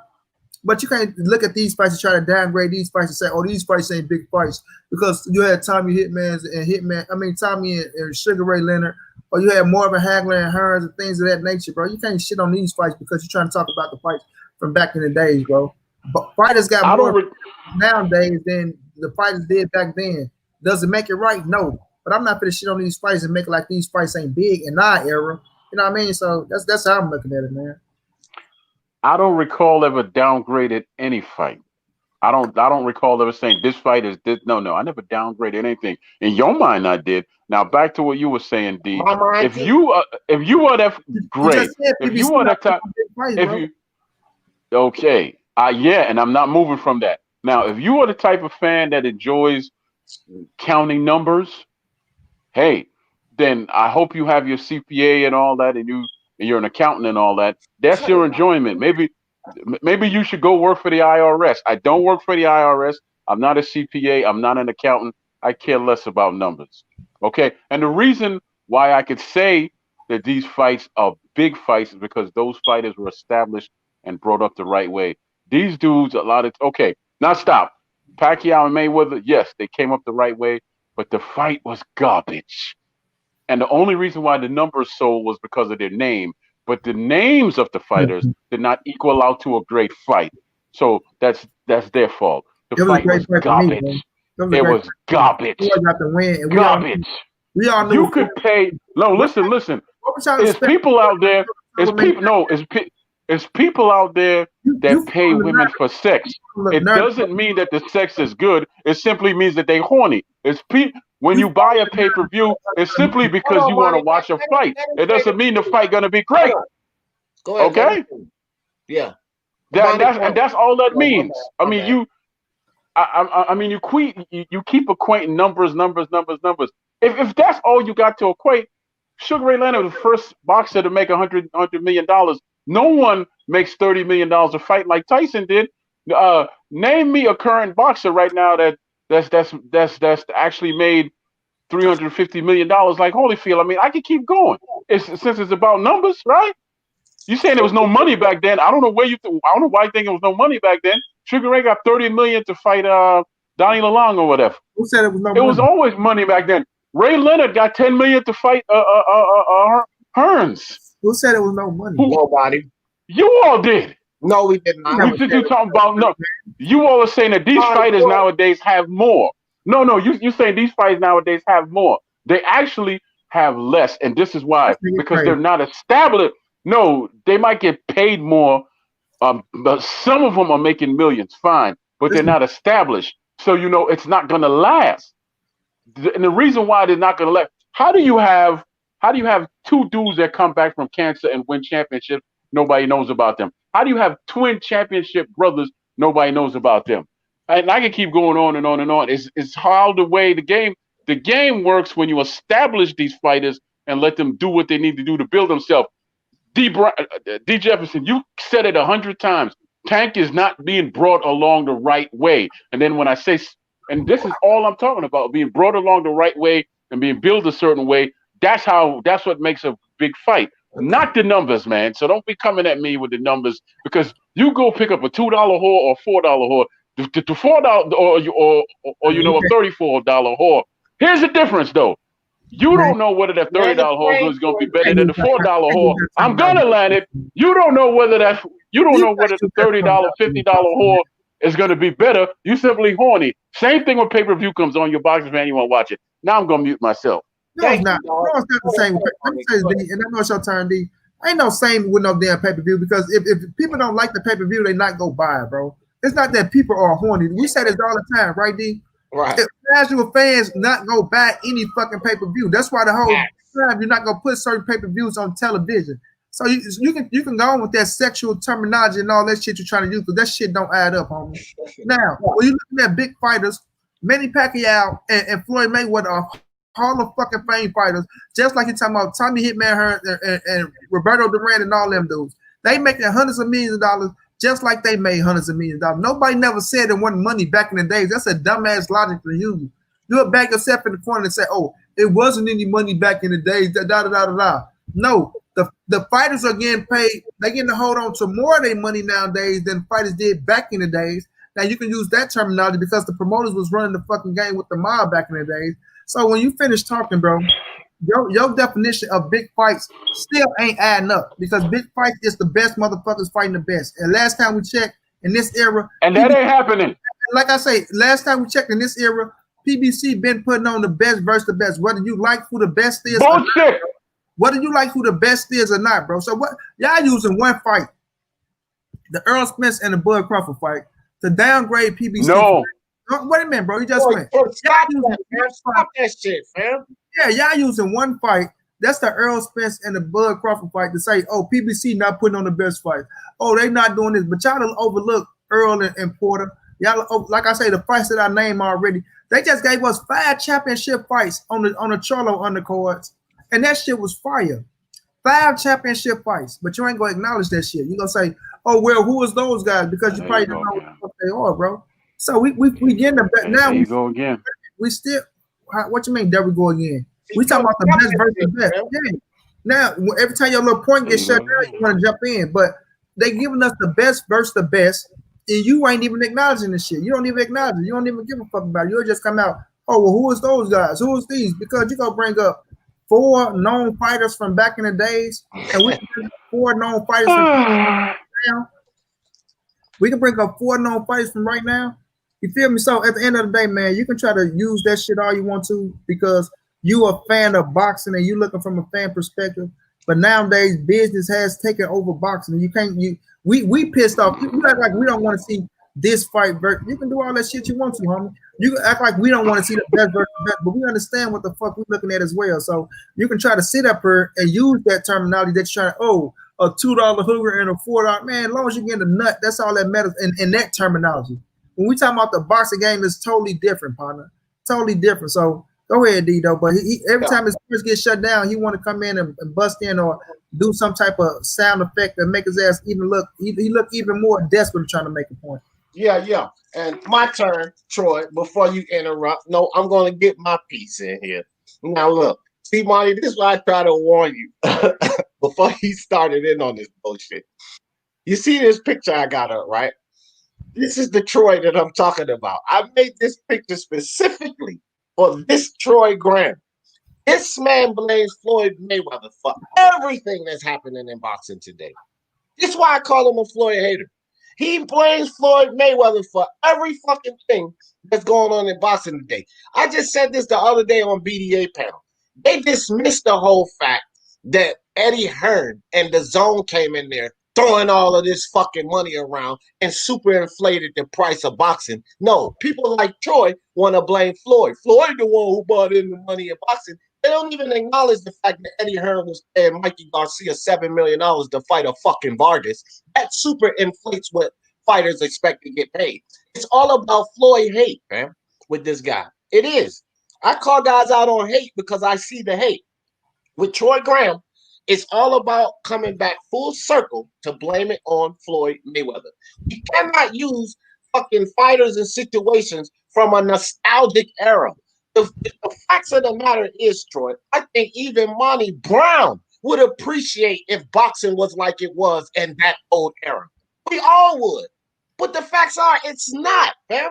Boxing is not like it was in those old eras. So the Tommy Hearn and the Ali and the Sugar Ray and all of this bullshit y'all bring up about those old eras are irrelevant when we talk about these conversations. Absolutely irrelevant. But then you can go down their resume and tell me when have they fought.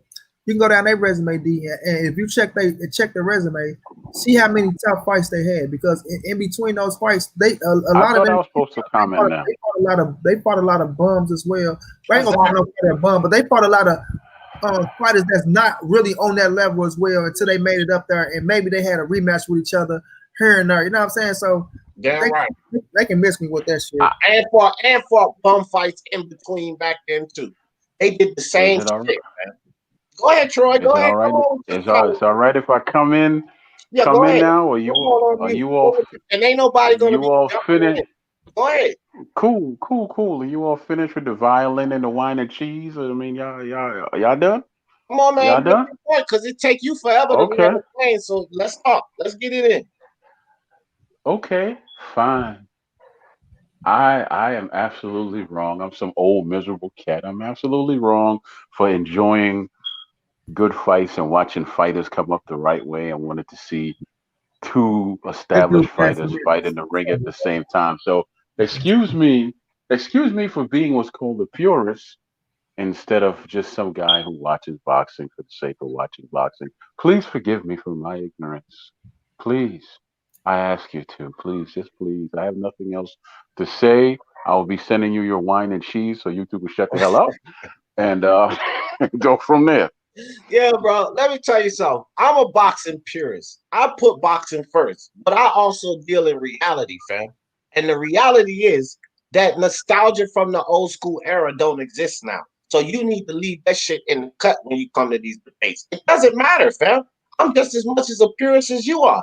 I put boxing first. You know how many fucking coons and fake Spence fans and all of this bullshit I'm called because I put boxing first? So don't give me that goddamn song and dance about being a purist and putting boxing first, fam.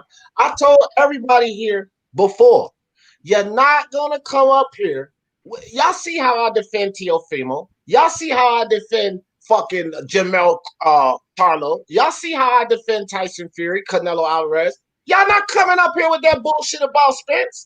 That's one of my top fucking fighters. So when I hear some bullshit about Errol Spence, I don't give a flying fuck which one of y'all it is. Click that link and get body bag. Because y'all not coming up here with these fallacies about Spence. This one-sided fucking narrative that everything is Spence in the PBC. That is complete bullshit. Because this is all you guys do. See, y'all all agree with me when I talk about a lot of this other stuff. Right? But then when it comes to Spence, it's all one-sided. It's all Al Haymon and Spence. Y'all don't hold Crawford or fucking Bob Arum to the fire for none of this shit. Only thing I hear y'all saying, Bob Arum, Spence ducking. This dude just bet, Spence ducking. Okay, just bet. I want to tell you this right here. If you want to take the angle that Spence is ducking, why didn't I see a comment up there saying Crawford's ducking? Are you done? The name's not just that. Hold on for a second. So if you want to take the angle just that Spence is ducking, how come I have not seen you put up here that Crawford is ducking? Because you're fucking one-sided. That's the difference. You guys are fucking one-sided. You want to blame everything on Floyd Mayweather because you hate Floyd Mayweather. You want to blame everything on Al Haymon because you hate the PBC. You want to blame everything on Errol Spence because you're afraid he'll probably beat Crawford. This is all I see. One-sided foolery. That's all it is. And one-sided foolery to me is nothing more than hate. And y'all not gonna hate on Errol Spence, not on my watch. No fucking way. It ain't happening. Okay. Are you done? I mean, you know, you're gonna take a deep breath now, and I'm gonna. Okay. Just don't take forever landing the plane. Go ahead. How do I take? Okay, you keep saying that. I don't take forever. I'm just gonna ask you some. I'm gonna ask you some yes or no questions, and you did just yes or no. You love playing some. Tell me something. Exactly. No. I'm just gonna ask you some. I'm just gonna ask you some yes or no questions. Now, Man, when Crawford was at one, when Crawford was, see, I'm trying to talk. I'm trying to talk. Ask the question. Let him talk, Manny. Okay. When Crawford was at 140, and there were talks about him fighting Earl, did he not say that Crawford had to move up to 170? I mean, 147. Yes or no? Yes or no? Yes. Okay. Next, no. Yes or no is a yes or no is no. Yes or no. Fighting Earl at 140. Yes or no. Yes. Troy. Yes or no. Troy, hold up. Nah, come on, man. Let me talk for a second. I'm not answering no dumb fucking question. If Crawford had to move up to 147, when the fuck was Spence ever gonna fight at 140? That's a rhetorical question. That ain't nothing we need to say. Did he not tell him to move up to 1? Stop this foolishness. Stop it, Troy. Stop it. That is a dumb. Hold on, Manny. Hold on. That's a silly fucking question, fam. Errol Spence came in the game at 154. He's never fucking touched 140. So you don't have to ask a question if Crawford had to come up or Spence said he had to come up. That's a fucking given. So ask us questions that make fucking sense, fam. For real. No, man. Okay. Questions, fam. Okay. When Crawford moved up to 140, didn't Earl tell him you need to get a belt? Yes or no? Yes. When he moved up to 140, when he got the belt, did he take the fight with him, or did he tell him I can't fight you right now because you cross the street and I have to clean up my division? Yes or no? No. Man, wasn't Earl chasing? He did say that, man. Hold on. I said no. No. Hold on for a second, buddy. Don't get mad at my response, motherfucker. I said no, so now I'm gonna tell you why I said no. You don't have to accept it, but I'm getting ready to break it down why I said no. I don't care if you accept it, Troy. You asked me a question, I said no. What you wanted to hear was yes. You didn't get that. So now sit back and listen for why. Okay, whatever. Sit back and listen now why I said no. You cannot ask me a question and take everything out of context, because that's just what you just did. I'm not answering yes to that without putting it in context. You didn't put it in context. You asked an oblique question, and then you tried to force me and Manny to say yes when you didn't put the whole scenario in context. So I say the context, did you put it in? No. You didn't explain. You didn't make a point there. You just put a lot of words together. So basically, Earl said, "Okay, I'll make okay." I'll make no. You just spoke. You just spoke. Let me say it. Yeah, go ahead. All I asked you is, did Spence say to the man, "Get a belt, and then we can talk and we'll fight"? Yes or no? And you went on this context thing. What is the context? Either he said it or he didn't say it. I will answer that when you tell me why. Why did it go down that way?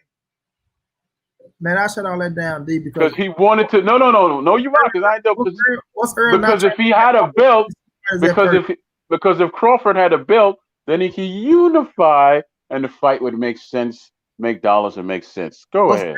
Was Earl not trying to beat all the PBC fighters before Crawford came up to 147? Yes or no?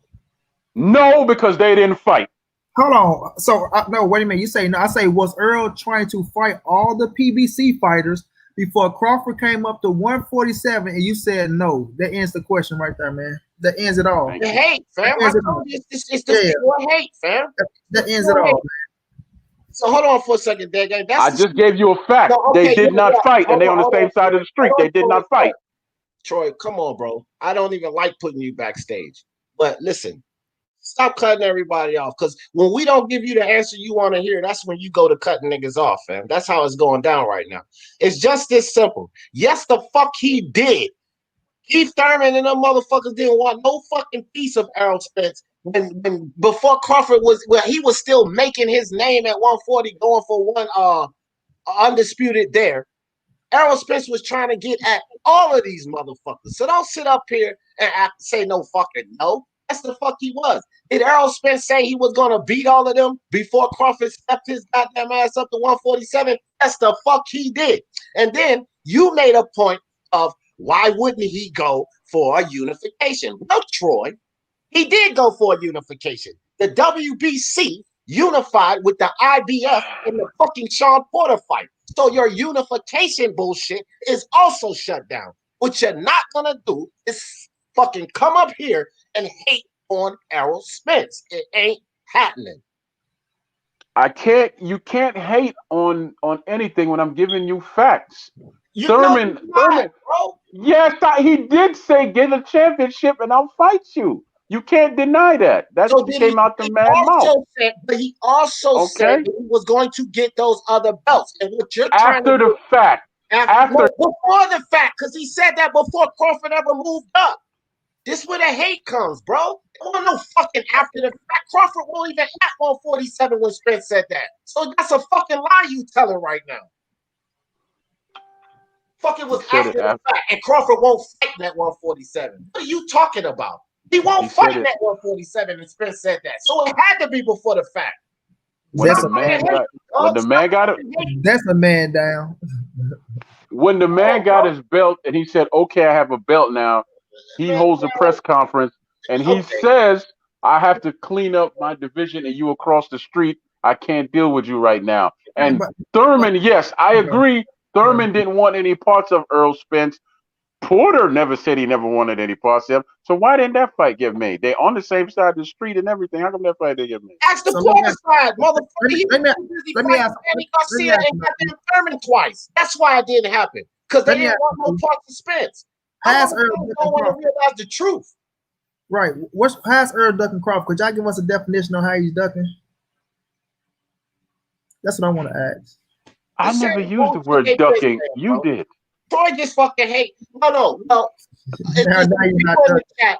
Jose came up here and said that Errol was ducking. It's people in the chat saying that Errol was ducking. So like I told you before, Troy, if the fucking shoe don't fit, then don't wear it, nigga. The motherfuckers are saying all around that my dude Spence is ducking fucking Crawford. And none of y'all motherfuckers keep the same energy saying that Crawford's ducking Spence when the motherfucker ain't the goddamn A side, but he said he goddamn A side and he don't want to hear shit. When the motherfucker can't sell hell, fucking ice water in hell, talking about he ain't taking no pay cut, he could be called the duck just as much. But y'all don't want to mention that. When Bob Arum getting in the way of these motherfucking fights, you can blame Crawford just as much. But y'all don't want to fucking mention that. Stop hating on Spence. Stop hating. Troy said he ducking too, but he won't admit it. You saying did he tell him to get a belt? So in other words, you're trying to say he ducking, even though you're not coming out your mouth saying it, but you're saying it. Oh, did he do this? Oh, did he do that? But just come on out and say you think he ducking a fight, bro. Just keep it real. Facts.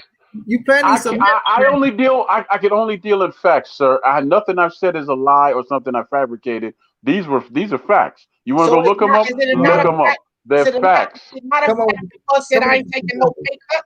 Is it not a fact that and Bud, that was a stupid move on Crawford's part. That was a stupid move. Is it not a fact? I just agreed with you. No pay cut? I just agreed with you. So is Bud ducking this fight? But I was just agreed with you because see, is Bud ducking this fight? No, because no. Let me finish. In all reality,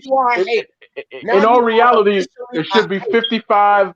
55 to Spence, 45 to Crawford. Get the fight made. Now you're a negotiator now. Right. Now you're officially a hater. Everybody on this panel is a negotiator. I mean, haven't you noticed? Haven't you noticed? You're a hater. You're a piece. I will never negotiate for Floyd Mayweather. Absolutely. Right. Right. Right. I guess he gonna say Floyd was ducking Pacquiao too, huh, D? I guess that's his narrative. Yeah. That's what it is. That's what it is. The dude hates. He didn't want him. He didn't want him at his best. And I'm going to quote Floyd Mayweather. This is the same scenario. Pacquiao turned down the fight because he didn't want to take the blood test. but Floyd was That's ducking. some garbage. Earl offered this man 64. He turned it down, but Earl is ducking. But now that Earl go do his side, go handle his business because he got options on this side. Oh, Earl duck. He don't want to. He told him to get a belt. Okay, he got a belt, and guess what? He still go fight his ass. It ain't like Earl done left the division. I said if he struck out the division, like, you know what, fuck, Bud, I'm leaving. I say, Earl, what the fuck is you doing, bro? But the man is still in the division. Bud is still in the division. You know what I'm saying? The fight ain't nowhere. Either one of these niggas getting, oh, y'all keep talking about, oh, they aging out. Like, we just getting, oh, shit, D, you finna be 73 tomorrow, D. Oh, I never said nothing about age. I didn't say anything about anybody's age or ducking. They bring up, bro. So, at the end of the day, man, they still in the division. Like we say, after Earl get past Danny, we gonna see what's gonna happen with Manny Pacquiao, and then we gonna see what's going on with Bud Crawford. But both of these things are still right here. I got Bud for to beat the shit out of Kell, Brook. And then we'll see what happens after that, bro. So, nothing's gonna happen with Manny Pacquiao. He's not gonna take that fight. Okay, whatever about Manny. Troy Graham, can you see the screen? Can you see my man BJ's comment? If not, I'll read it out to you. Can you see it? Spence and Bud already debunked the ducking narrative, blah, blah, blah, blah. I read that garbage. I mean, it don't apply to me. See, everything is garbage that y'all don't agree with. Everything is garbage. Y'all want to hang on Bud's nuts and say Spence is ducking Bud, but Bud's not ducking Spence. But when Bud comes out and say that man ain't ducking me, it's garbage. What is this broke back boxing? You keep talking about nuts and everything else, man. I ain't nobody talking about no nuts up in here. People got Bud's nuts in their mouth. That's what it feels like to me. Like, how can y'all say something and the fighter himself that actually sits in the fucking negotiations that actually has a problem with Bob Arum right now as we speak? The fighter himself basically validated what I've been telling y'all motherfuckers for almost 2 years. That Bob Arum is the biggest fucking snake in boxing, and he plays every part in standing in between this fight as everybody else that y'all blaming. Bob Arum. But y'all don't want to accept that. Now, Bud himself said that man ain't ducking me. Bud himself ready to leave that snake in the fucking grass, but y'all still don't want to believe it. All y'all want to do is say, Spence out, Spence out, Spence out, Spence out. Get the fuck on with that. Okay. And if he comes to the PBC like it's rumored to be, who's to say the fight even gonna get made then? Because they don't really make fights between their fighters either. Didn't Bob say that he might go to the PBC? This is Crawford. Even if he comes over here, there's no guarantee he gonna get them fights. Just ask Gary Russell. Just ask Gary Russell. That's a different discussion, Troy. It don't have nothing. It's the same friggin' discussion. It's the same discussion. Because you couldn't even sit up here and keep the same energy. I've not changed. I've always been level. I've not changed. You know, where's my energy change? Because you want to sit. I just told you. I asked you flat out. Is Bud ducking? You said no. You're not the same energy then. No, I said no. Okay, so you're a hater. Because you can't tell me how he's ducking. Well, how is he ducking? You, motherfucker. I just told because you. You didn't want to accept it. I just told you. Because he wanted 50-50? And I told you that was dumb. 50 with one fucking belt. And I told you that was dumb on his part. He should take 45 and let Spence take 55 and then let the fight happen. So Bud gets an excuse for just being dumb, but anything Spence says, he's ducking. Y'all hate I never said that man was ducking, did I? I don't recall ever using that adjective at all. How is Spence ducking? I never said ducking. Did you hear that come out my mouth? Policies, man, because what we're talking about. What I said from the start of my conversation. Troy, hold on. If you're not saying Spence is not ducking, then you might as well drop your defense briefcase. Because what we up here cooking on is these stupid motherfuckers talking about Spence ducking. And I keep telling you, if you don't fit, then you don't even need to be in this conversation. Because I tell you what. Hold on. Because you sitting up here, you're riding the fucking fence right now. Because I'm not. Okay, Troy, man, dude, I'm going to put you backstage. I'm telling you why I'm saying you're riding the fence. You don't have to agree with it, but I'm telling you why I'm saying you're riding the fence. Because you're sitting up here trying to say, I didn't say Spence was ducking, but all of your fucking points are alluding to Spence and one side, the PBC. But you're trying to sit up here and say you're not being one-sided. Yo, you riding the fence, you straddling that motherfucker, man, don't even try it, bro. You're riding the fence right now. You want me to say something, or are you still going? Yeah, bro. Well, what you arguing about? If you're not going against what we I'm not. I'm not arguing because when I first started, I simply said the PBC is not known for making big fights. Here's my point, though. You have one man who wouldn't take 50-50. That was dumb on his part. You had another man who says things and then doesn't follow through, and and each of them are making excuses for why this fight, except one man has more excuses than the other. That's Spence with the more excuses, and then Crawford with the foolishness of not taking 50-50. All right? And that's the truth why this fight is not happening. Okay, so that's the truth. So what about when Crawford said, I ain't taking no fucking pay cut neither? That's another reason. You're taking a what? I ain't taking a what? No fucking pay cut neither. That's another reason for you. Like I said, 55. What about that? What about 45. Stupid on his part. It's stupid, man. It's stupid on his part. Okay, so that's two things Crawford said that's just stupid. Let me ask you another question.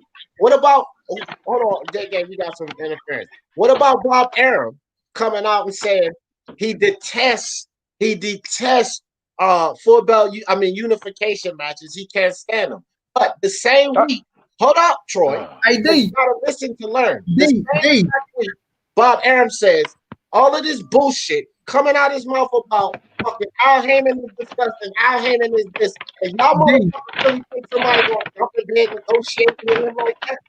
See, that's Bob Arum and his fallacies. Okay. Hold up. Hey, D, listen to this, D.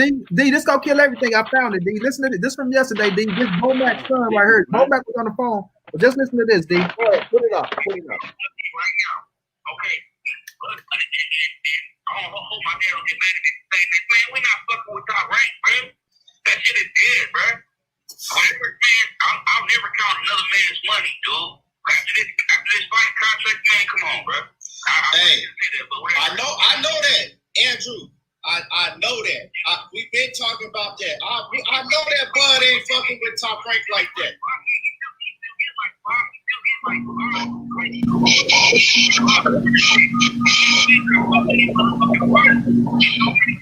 They don't really like broadcast it, like they don't like promote it. Like I watch Fox Sports with Gibson Shanahan. I see fights coming up like months from now and shit.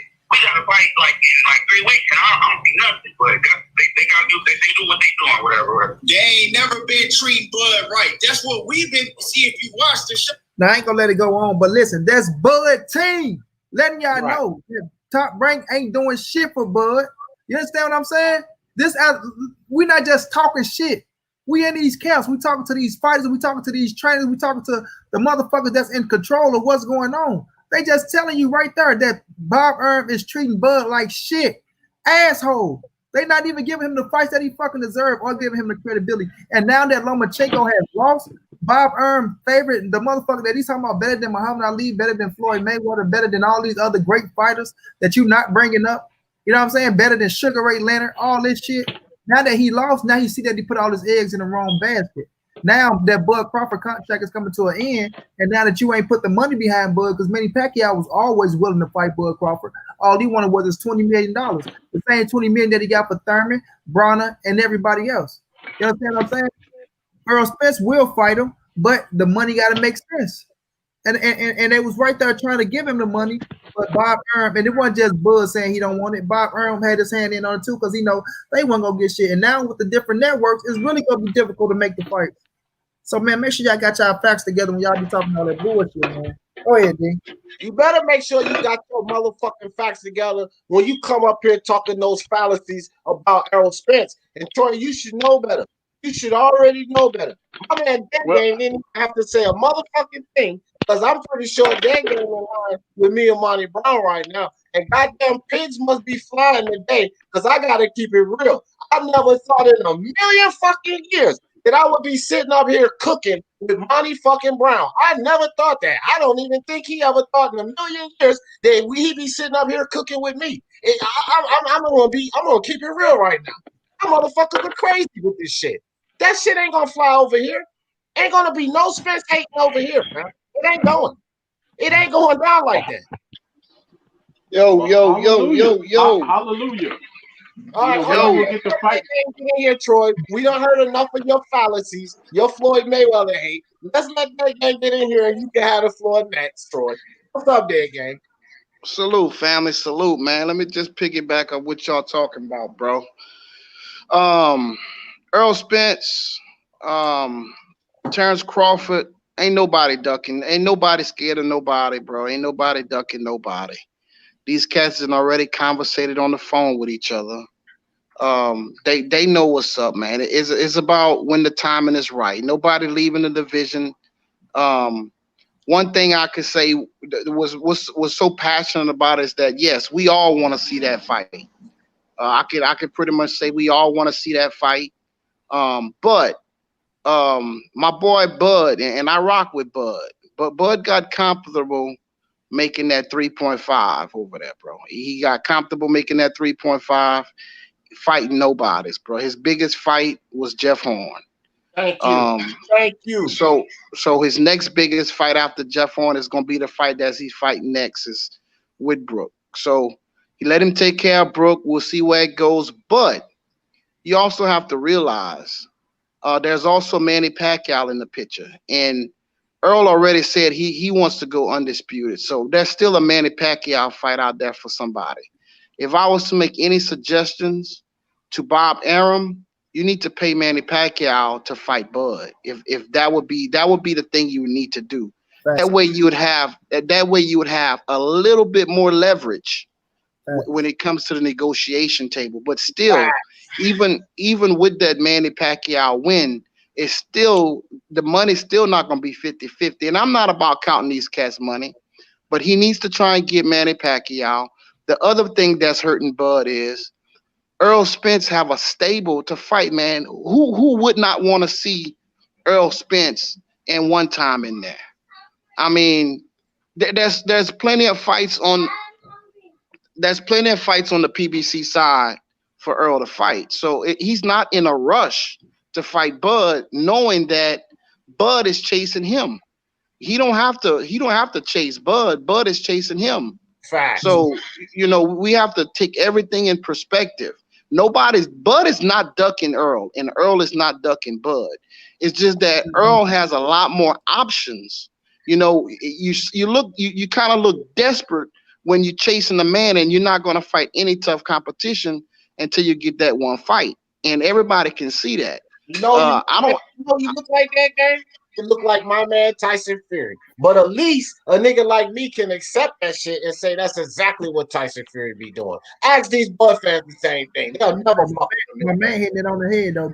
My man cooking, bro. Because I said, I say you got to play chess, and I'm gonna let you cook, bro. But I said when Earl was talking about fighting Danny Garcia, I said Bob Arum should have maneuvered and played chess and take Danny Garcia away from Errol Spence. Now it's only one fight that can hold up the fight with you and Crawford. It's the Manny Pacquiao fight. So why not play chess?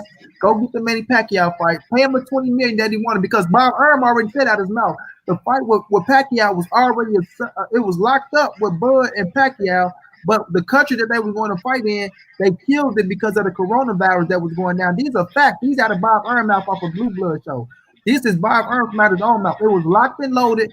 Bud Crawford versus Manny Pacquiao, but when the coronavirus hit, they shut down the fight in their country because they didn't want that coronavirus shit to happen. So why let the fight get away still? Why? Because Bob didn't want to pay the money, because Bob never put the money up for the Pacquiao fight. It was other people that put the money up for the fight, but Bob didn't want to come out his own pocket and put up the $20 million, because guess what? He didn't believe that the fight was going to gross that to get his money back. He don't even got faith in Bud Crawford. He don't got faith in Bud Crawford, and that's the fucked up part. He put all his eggs in the basket with Lomachenko, but not with Bud. But you hit the hammer on. I mean the hammer on the nail, bro. When you said he get comfortable with the 3.5, and that he should have went and got. Bob need to go make the Manny Pacquiao fight, because that's the only fight they can hold up the Bud Crawford fight. But when you come into at the table and you're a unified champion, and Spence is a unified champion, then you can talk about getting extra money. But if Spence comes to the table with 3 fucking scraps, it's really gonna get even worse. You know what I'm saying? So, bro, because you cooking, man. Hold on, now let me say this. No, Troy, this is a pro Errol Spence session right now. Just hold on for a second. We cooking. I know we don't want to hear your negativity. I gotta say this right quick. I gotta say this. goddamn right, Monty Brown. Because I said the same fucking exact thing back then. I said Bob Arum needs to open up that motherfucking checkbook. And I'm biased knows I did too. See, this is the fire. This is the heat that motherfuckers don't want to hold Bob Arum to. Right? They want to let Bob Arum and Terence Crawford skate on everything, all of their responsibilities. And they want to put all of this fucking heat on Al. Al did this. And Errol Spence ducking. Listen here, man. Y'all got to call it straight over here. Y'all got to call it straight over here. Because that's how I do. People don't like me, whatever. I call it straight down the line. Right? I'll flame them, but I'll give them the respect where it deserves. Stop with the bullshit one-sided shit, man. Because there's too much one-sided shit going on with this Errol and Terence Crawford negotiation, man. The whole goddamn shit is a fuck show. But y'all leaving out all of the bullshit that Bob Arum is doing. It's funny to me how y'all want to hold Bob Arum's word to the fucking like pedestal when he's saying something that y'all want to hear. But then y'all want to turn and call him a liar when we see him coming right out and contradicting himself. That motherfucker don't got no credibility, bro. Don't come up here trying to use Bob Arum's credibility to dump on Spence. You got me all kind of fucked up. It ain't going down like that. Cut it out, man. No, all right now. All I was gonna say, Money Brown enlightened me on something. I didn't know that the coronavirus kind of hindered the Pacquiao Bud fight, because the last news I had was that Bob Arum didn't want to put Bud in there with Pacquiao. Now that was a while back, but this is some new information that I didn't know, that the fight could have been made, but the coronavirus messed it up. I never heard that, but definitely it was signed, sealed, and delivered. You got to go on the blue, but Bob said it was signed, sealed, and delivered. The fight was a go because the people put the money up. It was gonna happen I forgot what country it was, but when the corona hit, they shut it down. And my thing to Bob was, if it was signed, sealed, and delivered, because of, the people put the money up, why not you take it to your hands and say, you know what, fuck it, this is Bud Crawford, this is Manny Pacquiao. I know I'm gonna make my $20 million back, but he don't have that much faith in Bud Crawford, bro, and that's the fucked up part. Well, I don't know why wouldn't he have faith in Crawford, man? That fight would do pretty good, man, because I gotta get ready to leave, fam. I think I gotta jump in. Hold on, Troy. I'm gonna let you get off, but I'm just letting y'all know I gotta get ready to leave. I think this is getting ready to go down to another road that I think we need to reschedule this. Monty Brown, shout fucking out to you, dog. Shout out to Monty Brown. He came on this bitch and dropped some motherfucking gems today. Whether y'all want to goddamn listen to that shit or not, okay? Shout out to my man Dad. He came on here and dropped some motherfucking gems today. Period. Like, dude, the truth is the motherfucking truth. I did not hear not one fucking lie that Monty Brown told up here. So say what the fuck you want to say, fam. Y'all don't want to accept the truth. This is the truth about my guy Spence. And I'm not going to have this bullshit. Okay? No bullshit about Spence. I told y'all before. I come up here with that shit is Spence, Troy. Come to the party with your best shit on, nigga. Can I talk now, man, before you get on? Can I talk? Well, I gotta roll. I gotta roll real quick, but all I'm gonna say is, Troy, peace to you. Money, brother. I appreciate what you're doing for us. I appreciate what you're doing for us on Instagram. Trust me, it's not going unnoticed, and I'm gonna drop you something when I can. D Jeff, keep it coming. I love it, brother. Peace out. I appreciate it. Wonderful. Now can I get my piece? Yeah, go ahead, Troy, and make it the closing thoughts, nigga, because I'm going to shut it down. I am so happy. Don't leave yet. I am so happy that you played that phone call with Buzz people saying hopefully he does leave Top Rank and come to the PBC. And when that fight still doesn't get made, what y'all gonna say then? Hey, y'all have a good night. Yeah. All right, you have a good night too. Troy hates Floyd. Have a good night, fam. Troy loves me. Troy loves everybody except for Floyd Mayweather. Put some ice on them swollen eyes because you got your ass whooped today, bro. Listen. I ain't been whooped. I ain't been whooped since I was 12 years old by my grand auntie. Hey, You got you I ain't got your ass whooped left to right today, Troy. goddamn phrase, because you got a whooping today. Put some I was on the toilet. I was on the toilet freeing myself for y'all nonsense. So y'all ain't got me to soak that sore body, Troy. Put some Amazon in your ear. You was on the toilet. You need to soak. Hey, and both of y'all need to soak them lips and get them off of Spencer's butt cheek. That's what y'all need to soak. Get them lips off of Spencer's butt cheek. Soak that That's what sore you body. need to You do. got your ass drugged left to right. Yeah. Hey, I don't want to talk to nobody. I want to talk to nobody who got Spencer's butt cheeks on their lips. I don't trust y'all. Call it what you want. Call it what you want. Call it what you want. This is a Spence no hate zone. Period. Now, let me say this shit, man. This is a motherfucking historical day. Much respect to you, Monty Brown. Dead ass. I ain't even fucking being funny. This is a historical fucking day because I thought me and Monty was gonna get into it today. I ain't even gonna lie. Mm-hmm. I'm for real. I thought me and Monty was gonna be up here going back and forth, but you motherfuckers, including you, Troy, you changed the dynamic of that. And I don't think that me and Monty Brown hold on. I don't think we disagreed on a goddamn thing besides the backed into the corner, which is just the title. Okay? I think we eye to eye on every fucking thing else. And as my man Monty Brown said, nigga, you got beaten like you stole something today. Well, y'all got to thank me for bringing the heat. Obviously, y'all were getting bored. Obviously, y'all were getting bored with the narrative. Last thing, D. Huh? All right, let Monty get this off, man, because we can ready to shut it down. Here we go. Yes. This for my guy. As a matter of fact, we had to deal done. Wow. And Crawford fighting Manny Pacquiao, right? Yes. Yes. As a matter of fact, we had to deal done. Wow. And it was going to be in Qatar. And